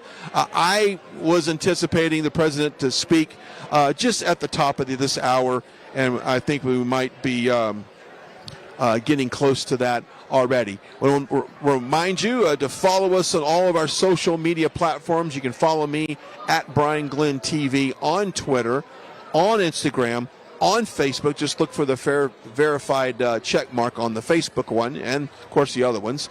And of course, don't forget to sign up for our newsletter as well. Go to rsbnetwork.com/newsletter, and it's a great way to stay informed with everything that's happening.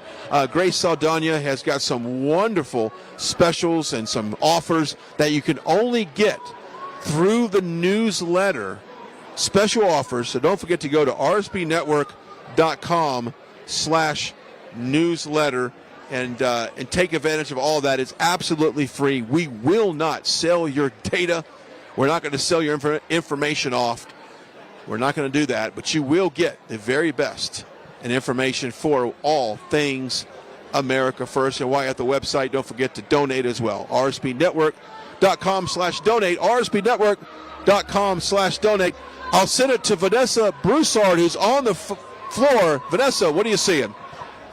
Hey, Brian, yeah, there's a party going on here inside the ballroom at the Treasure Island Hotel and Casino on the Vegas Strip. The fireworks are popping, as you should see, as the people are so excited because President Donald Trump is the projected winner of the Nevada Republican caucus. It was a sweeping victory so far, as it was projected it would be here in Nevada. Speaking to the locals here on the ground as they are waiting for President Trump to take the stage, they say they have never seen lines as long as they have seen it today for a caucus. The turnout was extraordinary, and they're just so excited that people really turned out, really came out in huge numbers to support President Donald J. Trump. Now, we talked to Kash Patel earlier. This is his home state of Nevada, and he said the same thing when he went to his location, his caucus location, that the line was several miles long. That's how eager people were to vote today to ensure that President Donald J. Trump received those delegates from the great state of Nevada. And tonight it's looking like he did, so the party is on here at the ballroom, again at Treasure Island Hotel and Casino on the Vegas Strip. President Trump landed here earlier today. He is backstage right now meeting with some of his top supporters. We just saw walk by with his team to head backstage. We saw UFC former middleweight champion Sean Strickland. He's in the house. Not sure if he's going to take the stage with President Trump tonight, but he is here to celebrate the big win. That's former middleweight champion for UFC Sean Strickland, who just walked by to go backstage to meet and greet with President Trump. So a lot of notables here. Kash Patel's here. North Dakota Governor Doug Burgum is here. Tim Scott is here. I have not seen him yet. I have seen Governor Burgum here, but I have not seen Tim Scott just yet. But we're told by the Trump team that he is here on premises tonight. So a big celebration here in Nevada. Before we head and focus our attention to South Carolina, I will actually be in South Carolina on Saturday for a big rally in the Myrtle Beach area. So I hope if you're watching in South Carolina or in neighboring states that you make that drive and come see us at the big rally planned for Saturday for President Trump. RSBN will have full coverage of that event. Birch Gold, look, if you are thinking about investing in your IRA, your 401k, Birch Gold is the way to go. You cannot go wrong. They have an A+ rating with the Better Business Bureau.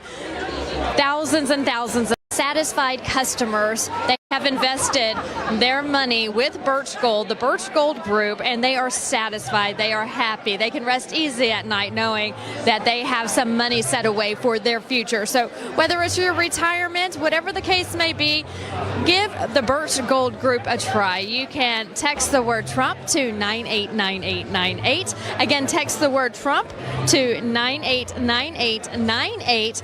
You will get a free information kit, and then you will also probably hear from one of their advisors who will call you and come up with a plan that's just for you. Now, your neighbor may have a different salary than you, or they may want to put less in and you may want to put more in. So the Birch Gold Group is great with working with you and your needs, and they will get the best plan that fits you and your goals. So again, text the word Trump to 989898. That's the Birch Gold Group. Taking a look again at the crowd as we await for President Donald J. Trump. It's a tight squeeze where we are, so bear with us here because we are in the media section, but we are down on the floor with all the people who are now converging toward the stage because they know President Trump will be out here any minute. So, yeah, so it's looking really great here in this ballroom. A lot of smiling faces. There's food, there's drinks. Of course, there's drinks. We're in Vegas. People are just really happy. They're happy with the turnout because even though Nikki Haley wasn't on the caucus ballot, caucus ballot, we really didn't know how many people would turn out. Now, it was expected that President Trump would have a landslide victory, but to what extent? Well, if you're talking to the people here who went to those caucus locations, they said that this was historic. They've never seen participation like they have seen today here in Nevada. So it's been a great night. We'll let you look around as we pan the crowd. And we're going to get ready to, toss it over to Brian. I'm losing IFB back here for everybody back in the studio, but it's loud. People are having a wonderful time and listening to that intro music before Trump comes out. This is the music that usually plays just minutes before he takes the stage. So we are expecting him to come out any minute now. And in the meantime, as we wait, we're going to toss it over to Brian Glenn. Brian. Thank you, Vanessa. I love having Vanessa on the floor there. She does a great job of kind of giving the insight of what's going on the ground. Now, earlier, the Supreme Court heard the arguments that came out of Colorado wanting to remove Trump from the presidential ballot in reasons of insurrection and causing an insurrection there on January 6th. Well, we had our cameras down there at Mar-a-Lago. President Trump walked out and had a few brief remarks, took some questions from reporters as well before he made it here tonight. We're going to toss that video. This was earlier down at Mar-a-Lago. The Supreme Court, it was a beautiful thing to watch in many respects. It's unfortunate that we have to go through a thing like that. I consider it to be more election interference by the Democrats. That's what they're doing. The good news is we're leading virtually every poll. We're leading I don't even know if we have anymore. I'm not sure that we even have a Republican candidate, somebody running, but not making any impact. So as you know, we won Iowa, we won New Hampshire in records, and each one a record. We think we're going to do very well. I'm heading out right now to Nevada for the caucus and the caucuses, and I think we're going to do very well there. All polls indicate we're in the 90s. Maybe more than the 90s.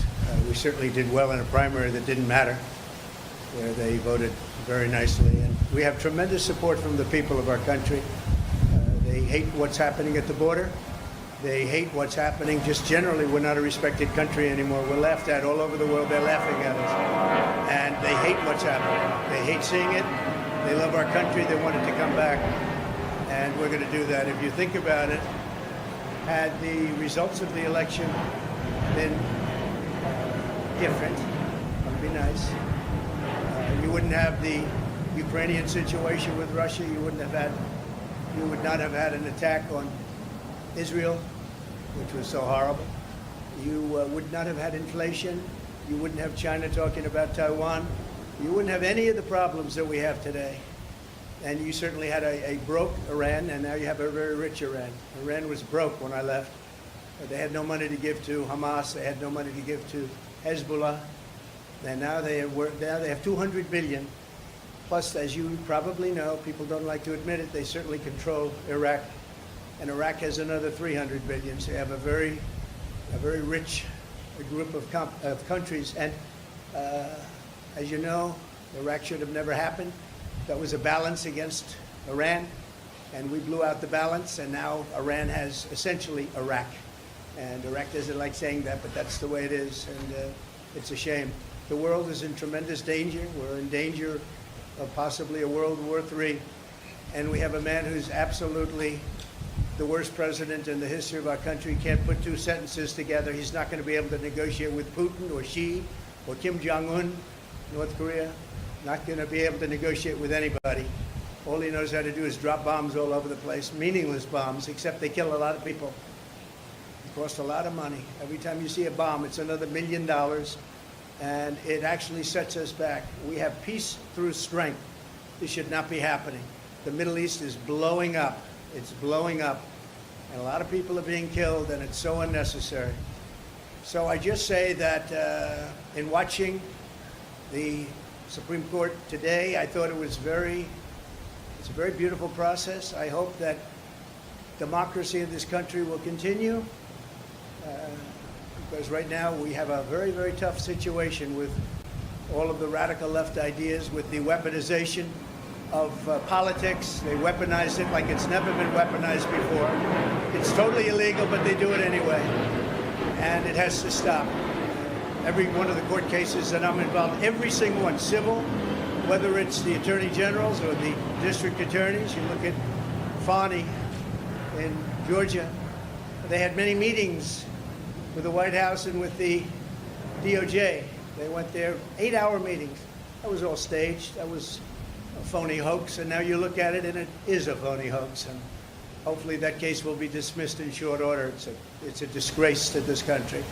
But they work together with the Justice Department and the White House, and not supposed to do that. Every one of these cases you see comes out of the White House. It comes out of Biden.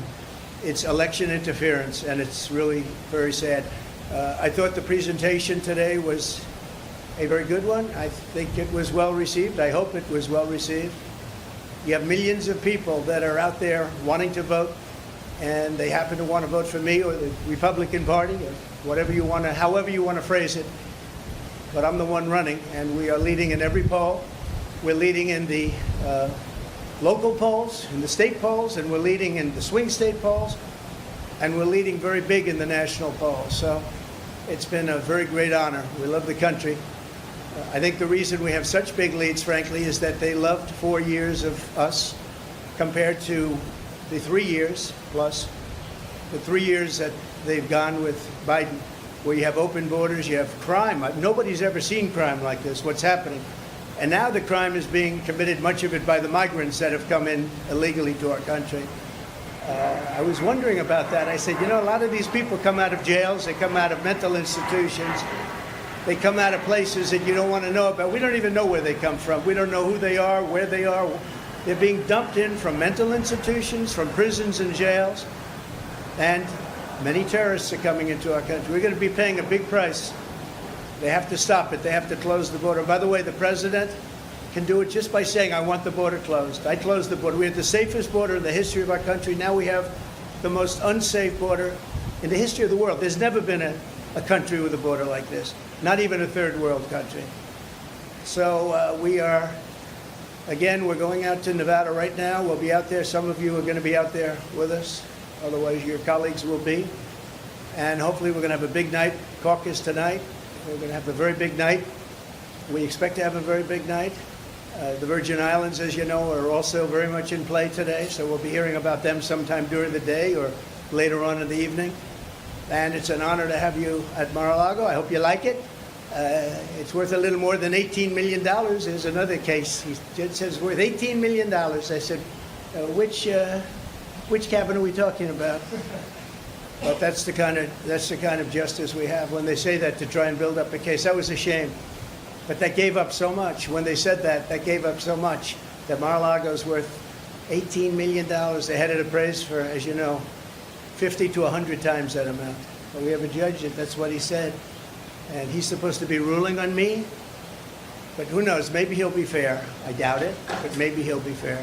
So I want to thank everybody. And by the way, we proved that case 100%, 5 times over. That case is 100% proven, 5 times over. We've never seen anything like it. He just wouldn't dismiss it, no matter what. Shouldn't be there. It should have been in the commercial division. Anyway, it's an honor to have you. I look forward to having you again, and I'll probably see you out in Nevada. Thank you very much. The U.S. Supreme Court is said to be broadly skeptical in early reporting about the effort to try and kick you off the ballot. Having said that, though, speak to the argument, legal and otherwise, that your detractors have made leading up to the day. And it's an argument that was given voice by Mitch McConnell, the Senate Republican leader, not long All right, after I got January 6th. I got He the said gist. there's no question Yeah, I got the that gist. President Trump is practically Yes. and morally responsible for provoking the events of the day. He doesn't say that anymore. So let me just tell you that I heard and I watched, and the one thing I'll say is they kept saying about what I said right after the insurrection. Because I think it was an insurrection caused by Nancy Pelosi. This was an insurrection, if it was an insurrection, which there were no guns, there were no anything except for the fact that they shot Ashley Babbitt. Somebody from the police force shot Ashley Babbitt. So unnecessary, so sad, so horrible. But there were no guns, there were no anything. But if you take a look at my words, right after, you take a look at my speech from the Rose Garden, which was very shortly after, or you take a look at I'm only on Truth now, but at that time, we were tweeting, and I was on Twitter. If you take a look at those 5 or 6 tweets, you will see very beautiful, very heartwarming statements. Go home, the police are doing their job, etc., etc. Beautiful statements. If you see my statement made in the Rose Garden, I think you have to watch that, because today they said the words of Trump. Now, if you take a look at the words of Democrats over the last period of time, look at Schumer's statement about the Supreme Court on the steps of the Supreme Court. He sounded like a mob boss. Take a look at any of them. Take a look at any. We put together a tape of vicious, violent statements made by Democrats. Nobody brings that up. Take a look at Maxine Waters and the vicious statements that she made. I didn't do that. I said peacefully and patriotically. The speech was called Peacefully and Patriotically. It's peacefully and patriotically. He said I said bad statement. It was the exact opposite. So I think you should take a look at the statements that I made before and after, and you'll see a whole different dialogue. Mr. President, you just mentioned Chinese President Xi. You said that you were going to impose 60% tariffs should you get back in office. Can you explain your rationale there? We want to bring business back to the U.S. They're stealing our business. They're taking our business at levels that nobody's ever seen before. By doing that, we bring business back, manufacturing back to the United States, which I was doing. I took in hundreds of billions of dollars from China. No president had ever taken in 10 cents, not 10 cents. I took in hundreds of billions of dollars, and jobs were coming back. I was saving steel companies. Now they're blowing it. When I see U.S. steel being bought by Japan, what a sad thing that is to me. What a sad thing that is. So we want to bring jobs back. Very simple. Thank you. Mr. President, do you still have confidence in Speaker Johnson after the failed Mayorkas impeachment effort? I do have confidence in him, yeah. I very much do. I think he's a very good man, and I have great confidence in him. Why is Nikki Haley still in the race when you're dominating in the polls? Oh, I love that question. Thank you very much. You just said it. I don't know why she continues, but let her continue. We have a big one coming up, as you know, in South Carolina. And the polls are indicating that we're through the roof on that one. We're leading by, I guess, 35%, 35 points. So I don't know. I think she hurts herself, but I think she hurts the party and in a way hurts the country. But it seems to be dying. She did poorly in Iowa. She did very poorly in Iowa, actually. She came in 3rd place. Ron DeSantis beat her, although you wouldn't know that if you listened to her speech. She did poorly in New Hampshire. She did poorly no matter where she went. I don't know how the results aren't in yet from the Virgin Islands, but I know she's playing it very hard. And in Nevada, she lost to No Name. She had a no name, and she lost by, I guess, 40 points. So I don't know why she continues, but she's a, I don't really care if she continues. I think it's bad for the party. I think it's actually bad for her too. Mr. President, thank you for having us on a busy day here. Given the battles over presidential immunity, I'm wondering should all presidents and vice presidents be immune from any legal consequences for any action they take during their term? Well, I can say presidential immunity, which we'll be talking about because that will be upcoming, is very, very important for a president to have. If a president doesn't have immunity, he really doesn't have a presidency. He can be told to do things that he would never do. He can do really bad things for our country. Presidential immunity is imperative. It's going to be very, very important. And I'd rather talk about that next week. But there is nothing more important to a presidency than immunity, because they have to be free to make decisions without saying, oh, if I do this or if I do that, as soon as I get out of office, we're going to be indicted. We're going to have trouble. And the other party will do that. I think we've seen that. They've done that. There's some very bad people. And you have an opposition party, and they will do things that are very bad. If you don't have immunity, you can be blackmailed. You can be, as a president, they'll say, if you don't do this, this, and this, we're going to indict you as soon as you leave office. You cannot allow a president to be out there without immunity. If they don't have immunity, you don't have a presidency. You lose all, you lose all form of free thought and good thought. And you probably weaken the presidency to a point that it was never supposed to be weakened. It would be a very bad thing for our country. We'll be talking about immunity in the coming weeks. Mr. President,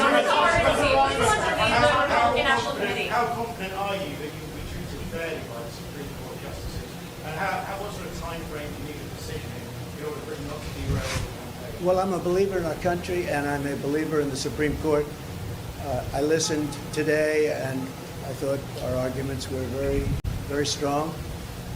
An argument that is very important is the fact that you're leading in every race, you're leading in every state, you're leading in the country against both Republican and Democrat. And Biden, you're leading in the country by a lot.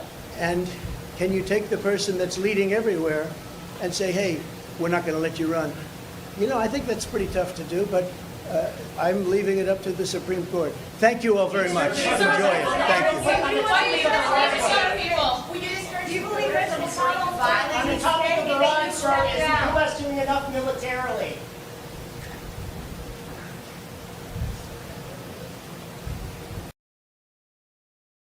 All right, that was just a great example of how he handles things. President Trump has never known not to. And it really does come back to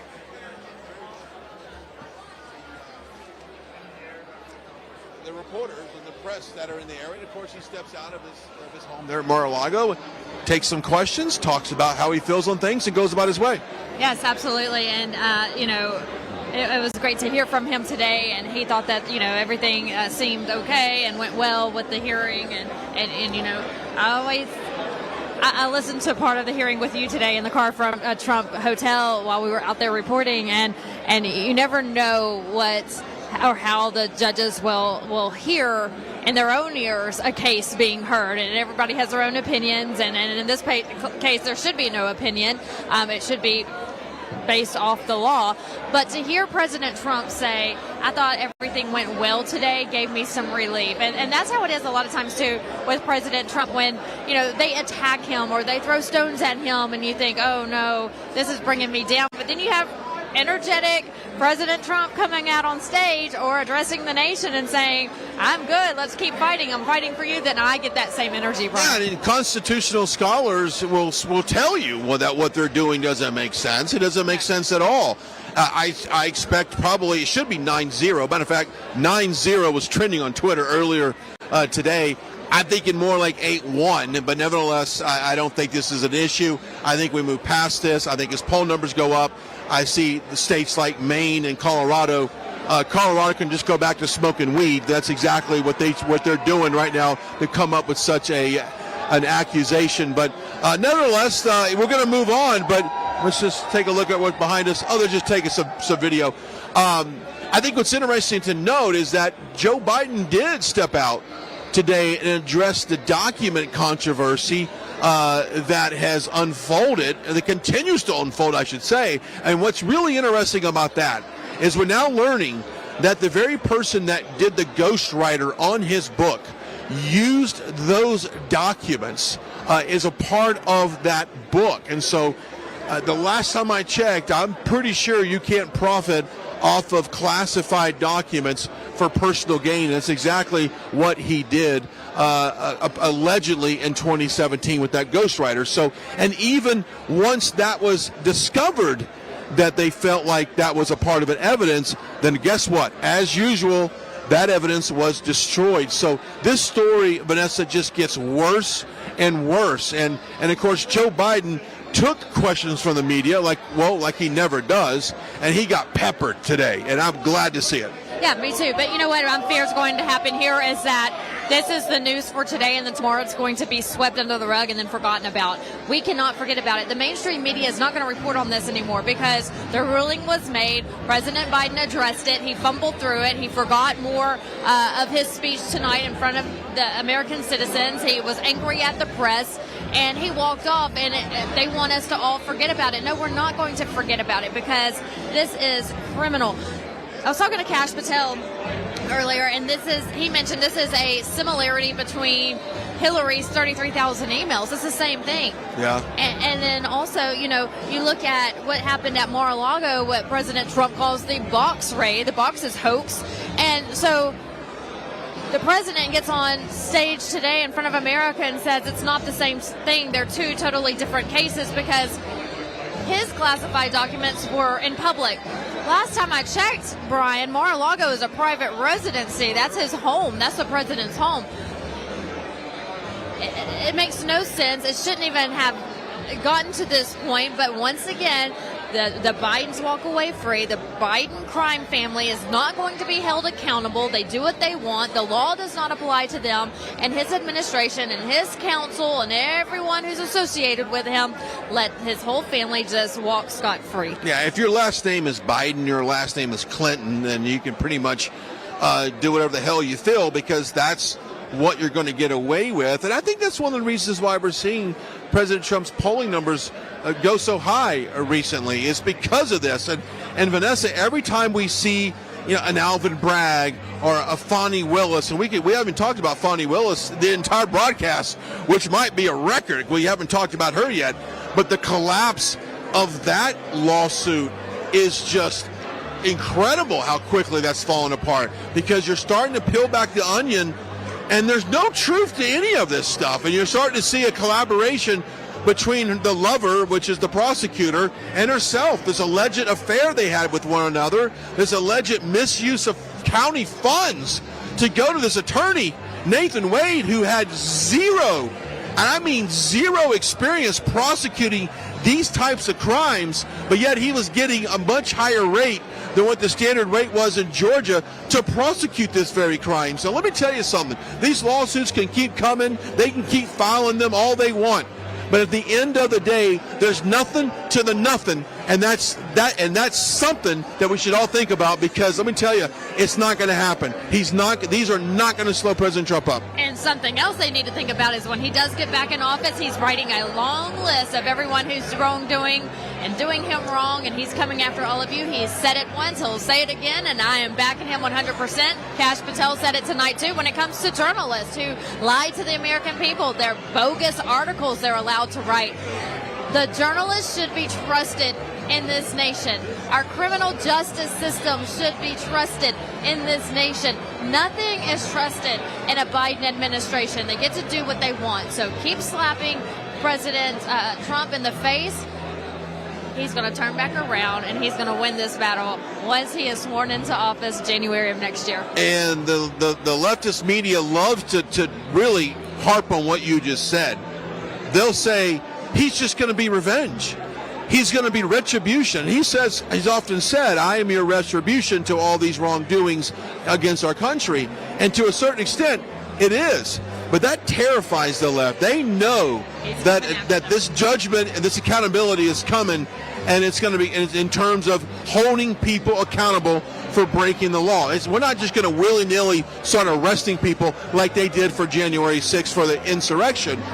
They're going to do it the right way and hold people accountable. And what's really interesting is Marjorie Taylor Greene had a wonderful speech the other day that Matt Gaetz and Lisa Stefanik put together, basically with a statement on behalf of Congress that President Trump had no part of an insurrection. And she came out swinging, saying, where were you?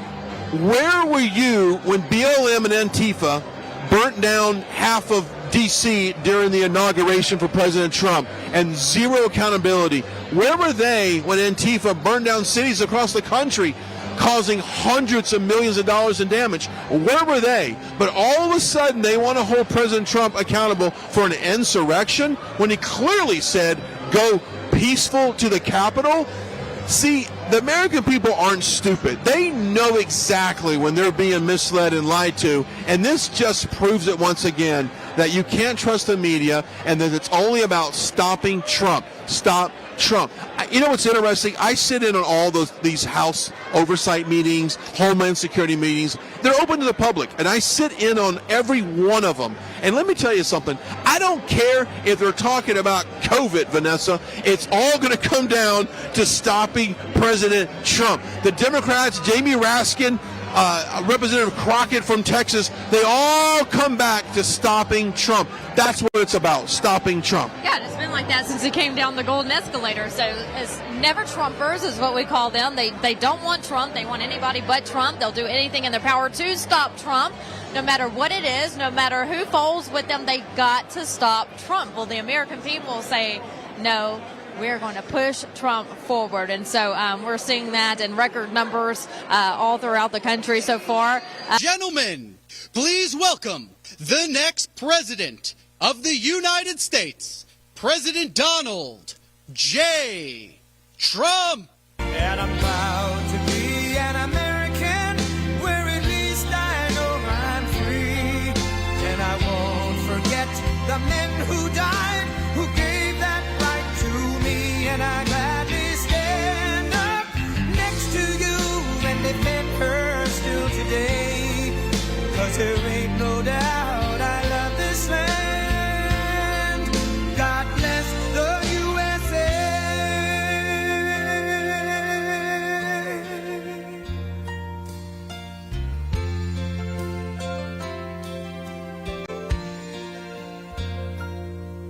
From the lakes of Minnesota to the hills of Tennessee, across the plains of Texas, from sea to shining sea, from Detroit down to Houston and New York to LA, where there's pride in every American heart, and it's time we stand and say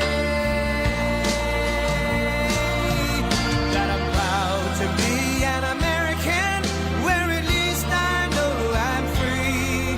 And I won't forget the men who died, who gave that right to me. And I gladly stand up next to you and defend her still today. 'Cause there ain't no doubt I love this land. God bless the USA.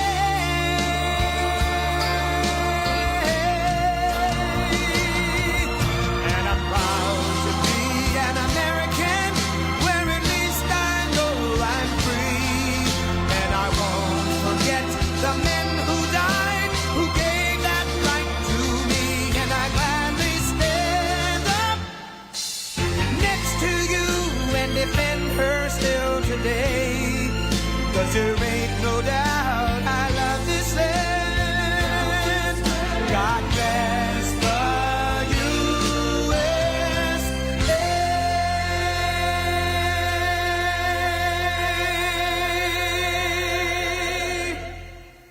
Well, thank you very much. This has been an exciting day, hasn't it? This has been very exciting. It's an honor to be with you this win tonight. He said anything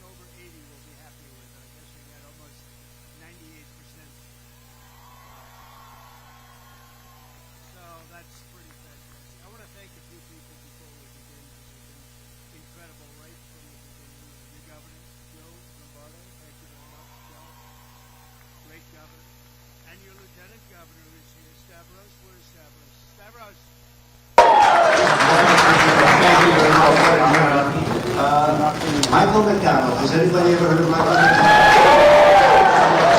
He's taken a lot of abuse unfairly, and we just want to thank him. He's a strong man, and he's a good man. And we have a person from North Dakota. Did anybody ever hear of North Dakota? He's the governor, and I watched him for a long time. He was a very successful man. He's been an incredible governor. And he's here with Catherine, his wife, and I just want to thank you very much for doing that. We're not getting audio from it. Mr. Woody Johnson, Suzanne, thank you very much. We also have some people in the audience that are really something. If you're a golfer, Bryson DeChambeau, he hits a long ball. We love Bryson. And Patrick Reed, who won the Masters recently, and is a great player. Wherever you may be in this room, thank you very much. I love golf, and I love people that know how to play golf. There aren't too many people that can do it. If you like to fight, if you want to fight, you can fight this guy. He's available. It's not going to last long. Sean Strickland.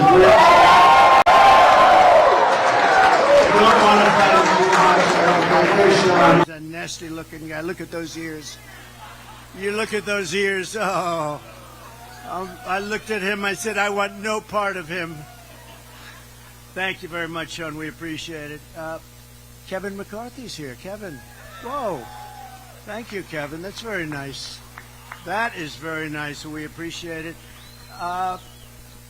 Did anyone ever hear of the Nelk Boys? Because Dana White called me. He said, would you do an interview with the Nelk Boys? I said, who are the Nelk Boys? I did this crazy interview. We had like 22 million hits. I never saw anything like it. Where are the Nelk? The Nelk. Oh, thank you. Okay, have a good time. Look at them. I just want to say that this has been an incredible period of time. I think for our country, for the world has not been like this for many, many years. When you look at the attack on Israel or the attack on Ukraine with Russia, this would have never happened. The Israeli attack would have never happened. Inflation would have never happened. The world would be a much different place right now. And we're going to make sure that we bring it back, and we're going to bring it back fast, and we're going to bring it back very, very strong. Very, very strong. And it's so sad to see. It's all of the death that you've witnessed with Ukraine and Russia fighting, and again what happened in Israel. All of the death and all of the destruction of cities and places that are ancient places in a sense. Ancient buildings being knocked down. You can never replace it. But all those people that died, most importantly, would have never happened, and we're going to change it. We're going to change it around. We're going to get it back to normalcy. It can't continue like this. The world is exploding. Our country is doing horribly. We're a laughing stock all over the world. We were respected. We were respected like never before. Just 3 years ago, we are now a laughing stock all over the world. We're not respected even a little bit. And you understand why. You understand why. You need leadership, and this country does not have leadership. It has no idea what's happening. It's lost its way. It's a failing nation, and we're not going to have a failing nation much longer. I just want to really thank the great people of Nevada, because this was a turnout. I don't know if you know, you broke the all-time record. The all-time caucus record was broken, and we kept waiting and waiting because they're all flowing in from all parts of your state. They all want to be. I said, well, wait. But I said, they're going to be very upset when they come here and everyone's gone. But I said, we have to start. But this has been a tremendous state. And, if we win this state, we easily win the election in November. We have to win the election.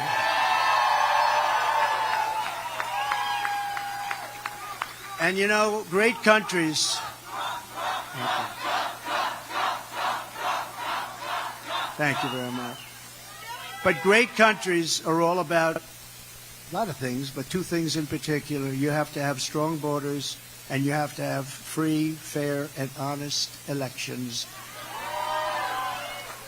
And we don't have either.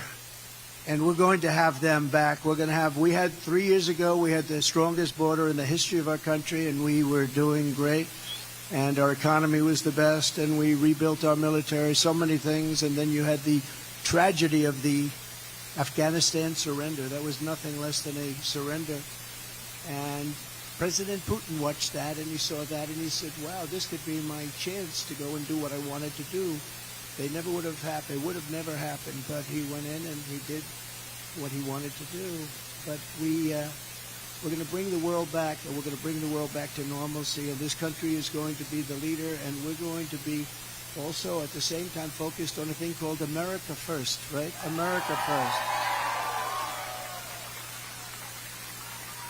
And it'll be peace through strength. You know, a few terms that are very descriptive, but peace through strength. There's no reason for this. I left and I see that all over the Middle East they're bombing again. I said, I remember that before I came, everyone was bombing. You don't have to bomb. We defeated ISIS, radically defeated ISIS. And then we had no wars. You know, they say first in 72 years, first president. I remember on the debate stage with Hillary Clinton. I don't use the word crooked anymore. I use that word for somebody else. I retired it. That was a good night for Hillary. She was very happy that night. That was one of the best nights. I retired the name from Hillary and put it onto Joe, Crooked Joe. But we have a country that has tremendous potential. But if anything bad happens in this next election, if this election isn't won by us, we're not going to have a country anymore. We're not going to have a country. So I appreciate the tremendous record that you set tonight. You set an all-time record for your state. And it really was. It was tremendous turnout, tremendous.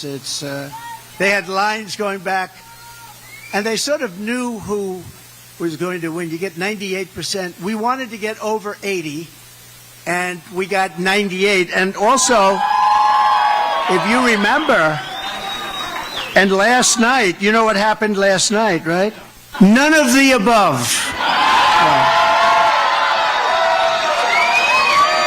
So I'd like to congratulate none of the above. I was one of those none of ever aboves. I was one of them. No, I watched that last night, and they won by 44 points. None of the above. So I want to congratulate. But seriously, we have to get back. This was a great day. This was a great night. Our Supreme Court hopefully will be doing something in terms of helping our country and preserving democracy. We have to preserve our democracy. And I think they had a very, very interesting day and a very beautiful day, perhaps. I think it was really a very beautiful sight to watch. And it's the way it's supposed to be. And hopefully the decision will be a very important decision. But there's never been anything like it. In the polls, we're leading everybody. We are right now. Is there any way we can call the election for next Tuesday? That's all I want. I want to call the election for next Tuesday, but we're going to make our country great again. We're going to make it great. We're going to make it greater than ever before.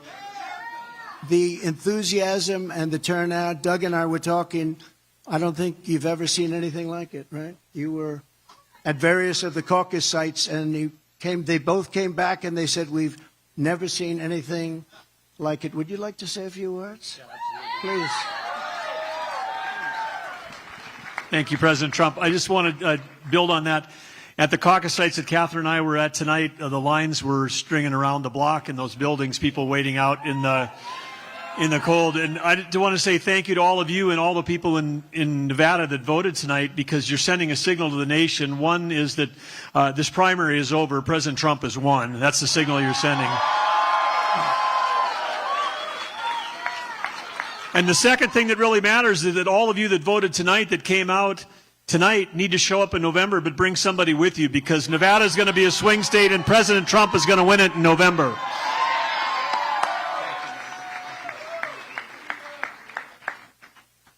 What about Woody? He's been my friend for so many years. Do you mind if I let him speak for a second? Woody Johnson. Oh, what a good day. I don't know if anybody listened to the Supreme Court arguments today, but boy, I've never seen arguments like that, totally in favor of the president's position. Excellent.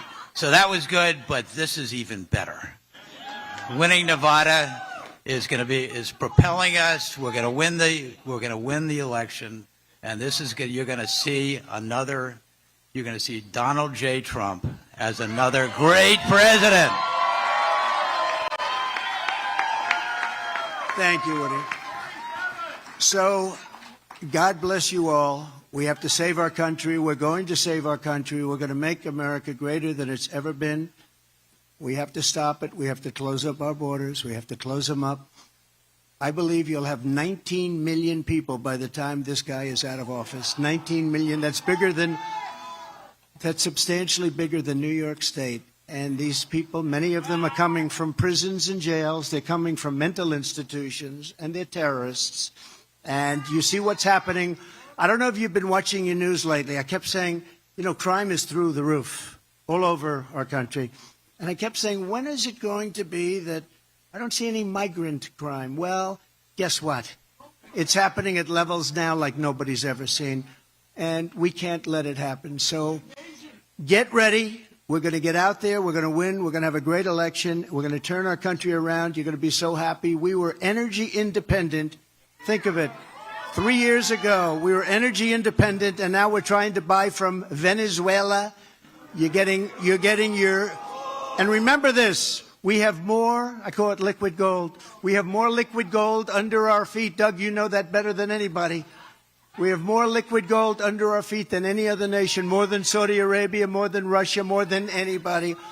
And we're going to take advantage of it. So go back home, rest, and then come back, because we're going to turn this whole thing around. If we win the state of Nevada, it's over for them, and our country's going to be better, greater, bigger, more beautiful than ever before. Thank you very much. We appreciate it. We love you. God bless you all. God bless you. Thank you.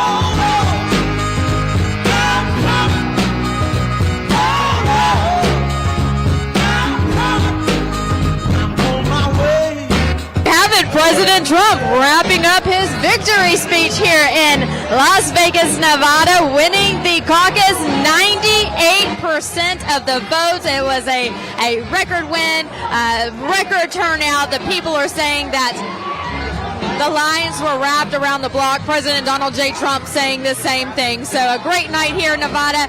Focus turning to South Carolina now. So just a reminder, we will be there on Saturday. I'll be there covering that rally in the Myrtle Beach area. Hey, thank you to Birch Gold. Make sure you give them a shout. Birch Gold Group. They have an A+ rating with the Better Business Bureau. For your investments, for your future, investing gold with the Birch Gold Group. Text the word Trump to 989898. Also, don't forget about the wellness company, MakeCareGreatAgain.com.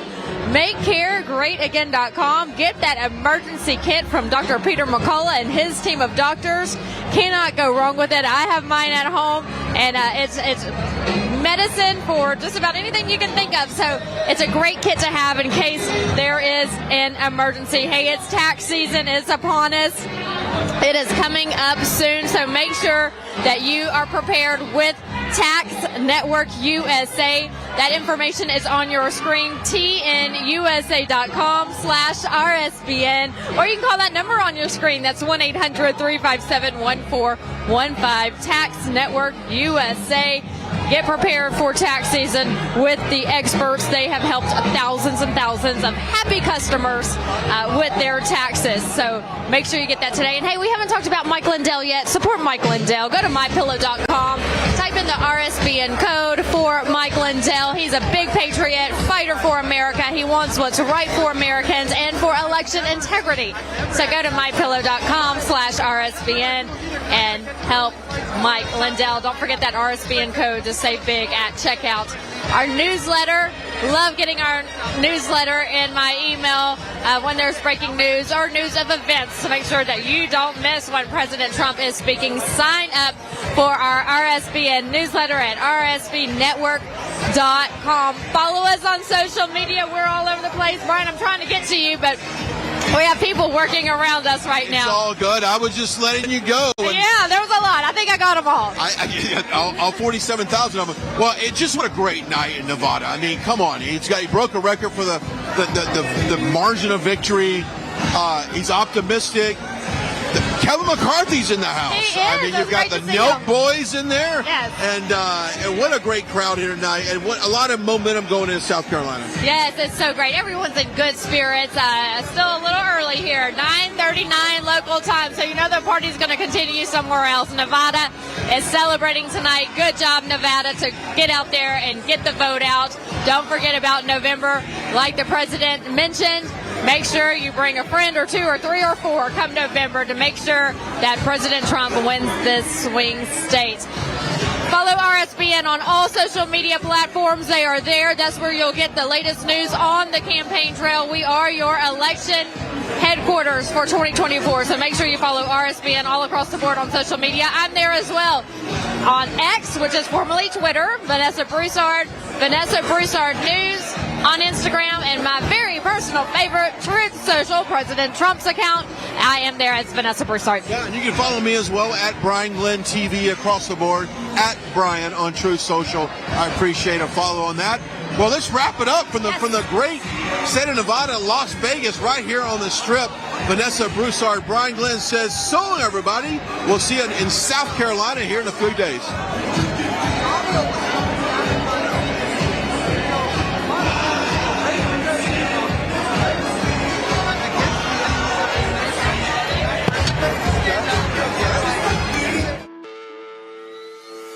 Welcome to the Right Side Broadcasting Network.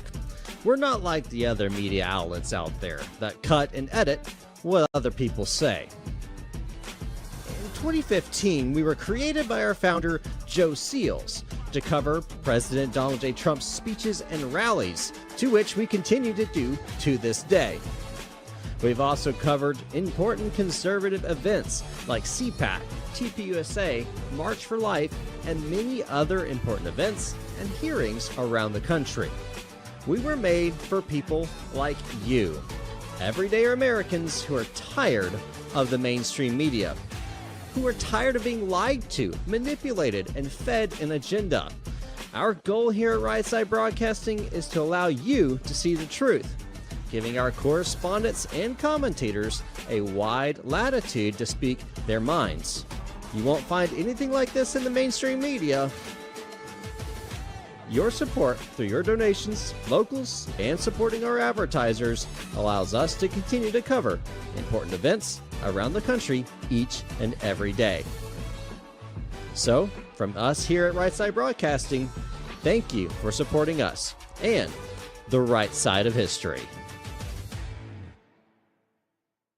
Hello, I'm Mike Lindell, and I'm here to tell you about my new product from MyPillow, towels that actually work. Watch this absorbency test. Here's another towel that we randomly went out and bought. Here's one of my towels with the nice design. I don't know if you can see this, but you could line a swimming pool with this. I mean, this is crazy. Get rid of it. Towels that actually work. What a concept. I'm interrupting this commercial to let you know you can get our 6-piece My Towels, regular $69.98, now only $29.98. Or you can save 25% on our brand new kitchen towels, made with the same technology as our famous My Towels. Also, we have bath sheets, bath towels, washcloths, hand towels, and so much more. And the best part, with your promo code, your entire order ships absolutely free. So go to MyPillow.com or call the number on your screen. Use that promo code to get deep discounts on all My Towels. And for a limited time, your order ships absolutely free. Parents and grandparents, the 2024 Kids Guide to President Trump is here, and it's free. As a bonus, your child gets a free issue of Everbright Kids Magazine and Activity Book, and a free video lesson. Order now at freetrumpbook.com. That's freetrumpbook.com.